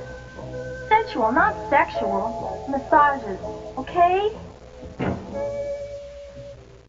Well, That's I'm interesting. excited to see. I mean, I don't even know how you choose your next subject because for your I releases, know. because you have so much materials, I guess you just look through your spreadsheets, right? Kind of. I mean, Mhm. some of it is just whatever I'm kind of like finding interest in the moment. Yeah. Um, and there's going to be several different series of things that I'm doing. So the next release will be Endless Ecstasy, Volume 2, which is just like my just general loop, Your grab bag. loop, Yeah. yeah, loop Right. carrier. And those are all good too. Your selection on the first one was great, and I love that it started with a solo and then built. I was like, this has to be intentional. Yeah, yeah. I mean, It was and that's wonderful. that's kind of how I'm laying out everything. Like if for the unless there's a specific reason, like Leslie Winston, she had a solo loop that was included on there, but I wanted to use her very first loop as the first loop on the Okay. set. Right, But right. generally speaking, I try to do a build where it's just a solo and then maybe like a girl and then boy Mhm. girl and then you go from there. And with the Yeah. Endless Ecstasy, maybe throw something weird in there, like the first one had the long dong silver thing. Yes. The volume 2 is going to have Here Comes Superman with Jamie Gillis, where he's plays Oh, Superman rescuing this girl from being attacked oh my so Lord. I'm trying to put some oddball things in there as well. Um, Hmm. and then I'm going to stay with Rhonda Joe Petty here in 2 weeks Oh, I to love do Rhonda Joe. her commentary for her Oh, release, which is nice. called Fierce. I'll be able to see Leslie Winston again because she lives in the same town as Rhonda, so that'll be nice. We're all going to go out Oh, to dinner and visit. oh, We're probably going to also see Sue Nero because she'll be down in the area oh my in God, two my weeks as well. Susie, So my Susie. I love my Susie. I do have 2 volumes of Sue Nero coming up called Tigress. Again, Mhm. that's her Her title. chosen. Yep. Um, That's I'm appropriate for her. I'm Yeah. just trying to get appropriate time to do a commentary with her and nail that down at least for 1 volume. So there's some challenges with connecting with her. So if it takes a while for those to correct themselves so that we do have the ability to get together. I'm just going to be patient and wait until it can be done right, and not just because people are like, "I want a Sunira collection." Yeah. But after, so there'll be Endless Ecstasy 2, and then of course that'll continue. I can do those forever until I'm Yeah. dead. Um, the Rondo Joe Petty, and then after that, I'm gonna be connecting with you a lot, Casey, because that's gonna be Man to Mhm. Man Volume 1. Love it. That's going to be the all male line. So I'm going Is to that the lean on. title? Is Nice. that the Yes, title? Man to man? I yes, like man to Yes, man. man to man. Yeah. So I do have a color scheme that everything has as well. So like Hmm. Okay. the star focused ones have a specific look, and they're all that kind of like neon pink color. That's like the trademark Ultra Yeah. Flesh Archives color. The Hmm. Endless Ecstasy has like yellow, and they'll continue like that. I may continue to use the same layout for Hmm. everything, but everything will be individualized, but it'll all be similar based on Mhm. the man to man will have a specific color. I think after that is probably going to be, I guess I'll announce it here, Hmm. Bazoombas Volume One, which is my big boob collection. Um, Oh. so If whether it there's be one thing I would love more than the man to man, it's the big boob collection because you so know that I'm a boob man. so It's so exciting. Okay. there's more to the Bazoombas series as well. So I think the Hmm. first one is going to be all solo. Girls just rubbing their Okay. boobs and things like that. Yeah. At Hmm. some point, it might just be more loops that are big-breasted women. Whereas full hardcore, male and female. But volume 1 is probably just going to be all just solo girls. And then the thing about the series is I'm going to connect with Annie Sprinkle here before the year's over, Mm, yeah. and we're not going to do a commentary, but I'm going to do an interview with her because she's made her breasts a large part of her art. She did her tit prints for a long time, where she would put her boobs in paint and put them on canvas and sell them as pieces of art. I've got one hanging in my bedroom. Actually, it's one of the very Oh, last ones that she did that she gifted to me. Annie's wonderful. I can't speak, Is this she's going to be part like of a collector's one of a edition? You're going kind, to one of a include kind woman. something So it'll be included kind of as just an interview, an audio interview with the release, not necessarily a commentary, but just an interview. But we're going to talk about boobs. We're going to talk about her breast cancer journey and things of that nature. And the one of the big things about the series is it's going to be also informational, because I want to highlight breast cancer in women and men, because men get breast cancer too. And each release of the Bazumba series, I'm going to donate $500 to some type of a breast cancer organization for each one of those releases. Nice. Wow. So that those are coming up. Of course, I have some more star focused ones. Once I kind of probably get past this, the Suniro, the likelihood of connecting with people for commentaries is getting thin, because there'd be people that likely are just have disappeared from everything or are no longer here. I have some people that I might be able to connect you with. So we'll see how that goes, because I have dozens and dozens of those that I've already outlined. But those will continue whether they have commentaries or not. They'll still be in like the outer slip sleeves, and that series continues, same look and feel, with the similar bonus features that go on them. There'll be a Lisa DeLue. That might be the next star that hasn't been announced. And she will never talk. I know. Fortunately, she's another one. She's gone full MAGA, unfortunately. Yeah. But there'll also be a classic cuties line, which would be like striptease, burlesque stuff, black and white. There'll probably be some kind of a line that's specific. So we're gonna have to have you on again when that comes out. I've got like an endless list of stuff that I'm going to do. I have some specific releases that will be just to like certain companies. That's great. Yes, absolutely. So they may not. I know you want to see like chronology, like 1 to 50 or whatever that they did, or I mean, not necessarily. I like some of those. The Diamond Collection. Those are all like terrific. Like if any order you want to put those in is great. So those are good. In all honesty, Diamond would be like way down in the future, because like I'm going to focus on other like smaller lines like Oz. So Oz Films is going to have a multi-volume collection. I'm doing Satan, the series Satan. Oh yeah, okay. And we talked about Lassa Brown, right? Did I say possibly a Lassa Brown one? I've got a ton of that stuff that I can also do. Be great. So the stuff that I could do is essentially endless. It's just a matter of what time I have and how long it takes to put them together. Money probably doesn't hurt either. So everybody buy Effervescent Volume 1. Exactly. I mean, I need people to continue to buy, so to help continue to make this man's hard work.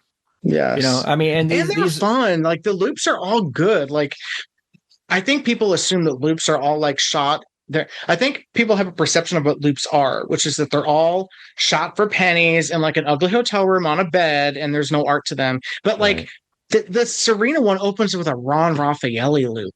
Yeah. Arguably the greatest creator of loops who has ever lived. He was an artist. So like they have interesting scenarios. Like, they're not all shot in the same place. There's like storyline to some of them. There, there's some acting in some of them. Like it's a surprisingly diverse collection of films that isn't necessarily what you think it's going to be. It's not all sex. And even if it was, it's not a big deal. But there are so many nice surprises if you dive into it thinking, okay, I'm going to see a lot of sex, but it's going to be so many different interesting versions of sex that you maybe didn't even know were possible in this in loop form. Well, it's fun too, because you get different looks that Serena has. You get short hair, you get younger, you get older. So as a cat, her dressed as a cat, with covered in chocolate, like getting fisted by Jane Lindsay, shockingly, right, So I mean, I hope people enjoy these things. Of course, I need sales to continue. It does take a lot. I'm having to go get storage now to store my stuff. Data storage is expensive. So the more I do, the more data storage I need. These are a lot of things that no one ever considers or thinks about when they're, talking about what it takes to, archive and save these materials. Not only are you saving the physical, you're saving the data. You have to have backups of the data. You got to have the space for it to exist in. There's so many things that go into this. I mean, the house is overloaded with stuff. Luckily I have a supportive wife who's usually like, you need to quit fucking around and go get to work, to make this stuff happen. So, I mean, I appreciate your guys' support and helping to promote. I don't really have many outlets to promote on. I'm about to get kicked off of Facebook. God. Oh my God. Like they threaten me every single day. Although ironically, I took a screenshot of an ad. You can't communicate with anybody at Facebook. You're but talking I wanted to robots. No, I wanted to be able to email them. I got I'm scrolling through and an ad popped up of a full nude woman touching herself as a sponsored ad. What? But yet, oh my God. But yet I've had things like that I've reposted from 5 years ago get flagged all of a sudden, and they send me the you're about to get kicked off threat all the time. And so I mean, I don't have anywhere to really promote myself other than like a little bit here and there on social media. So I really have to rely on that grassroots word of mouth, and hopefully, and I'll say that when I was packing up all the orders for Effervescent, probably 95% of them were all from people that have already ordered from me. So thank you, everybody. That's great. Who's continuing to support, and that's proof positive that I'm kind of developing like a core crowd here. Of course, I need that crowd to expand, but everybody who's been supporting. And helping to champion this. And like you said, these don't look like Blue Vanity releases, like this and it's an uphill battle to just convince people that these don't look like what you think they look like. You think they look like crap. They don't. We can make them look good, and there's limits, of course, but it's night and day from what's been out there before. There seems to be I don't know, this is something that I've also seen in comment sections. It's like, who wants to clean up porn? I think they think because that it's dirty, because of the society we live in where sex is dirty, they're like, well, these shouldn't look clean. What's the point of cleaning these up? And it's like, well, get rid of you got a lot of work. You have a lot to work on. Where you think sex is dirty and should always look dirty. Because we want to make these performers look as best as possible. I mean, that's right. We want to amplify these, and that's what we're about. Even with softcore, we're about amplifying the women. I distinctly heard slurping noises. What is it? Well, if you must know, pastrami on rye. We're having lunch. Jill's having a malted. I have a suspicious streak. Oh, relax. Thanks. I will. Where was I?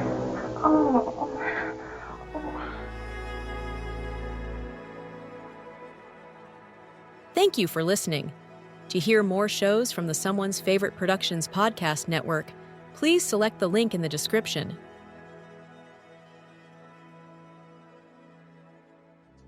Do you miss walking into a video store and getting a movie recommendation from a human being and not a streaming algorithm? That's where Force 5 comes in. The Force 5 podcast gives you 5 reasons you might like a certain movie in about 5 minutes. New films and old, all genres. Take 5 minutes, visit the Force 5 podcast on YouTube or anywhere you get your podcasts, and get a film recommendation or two.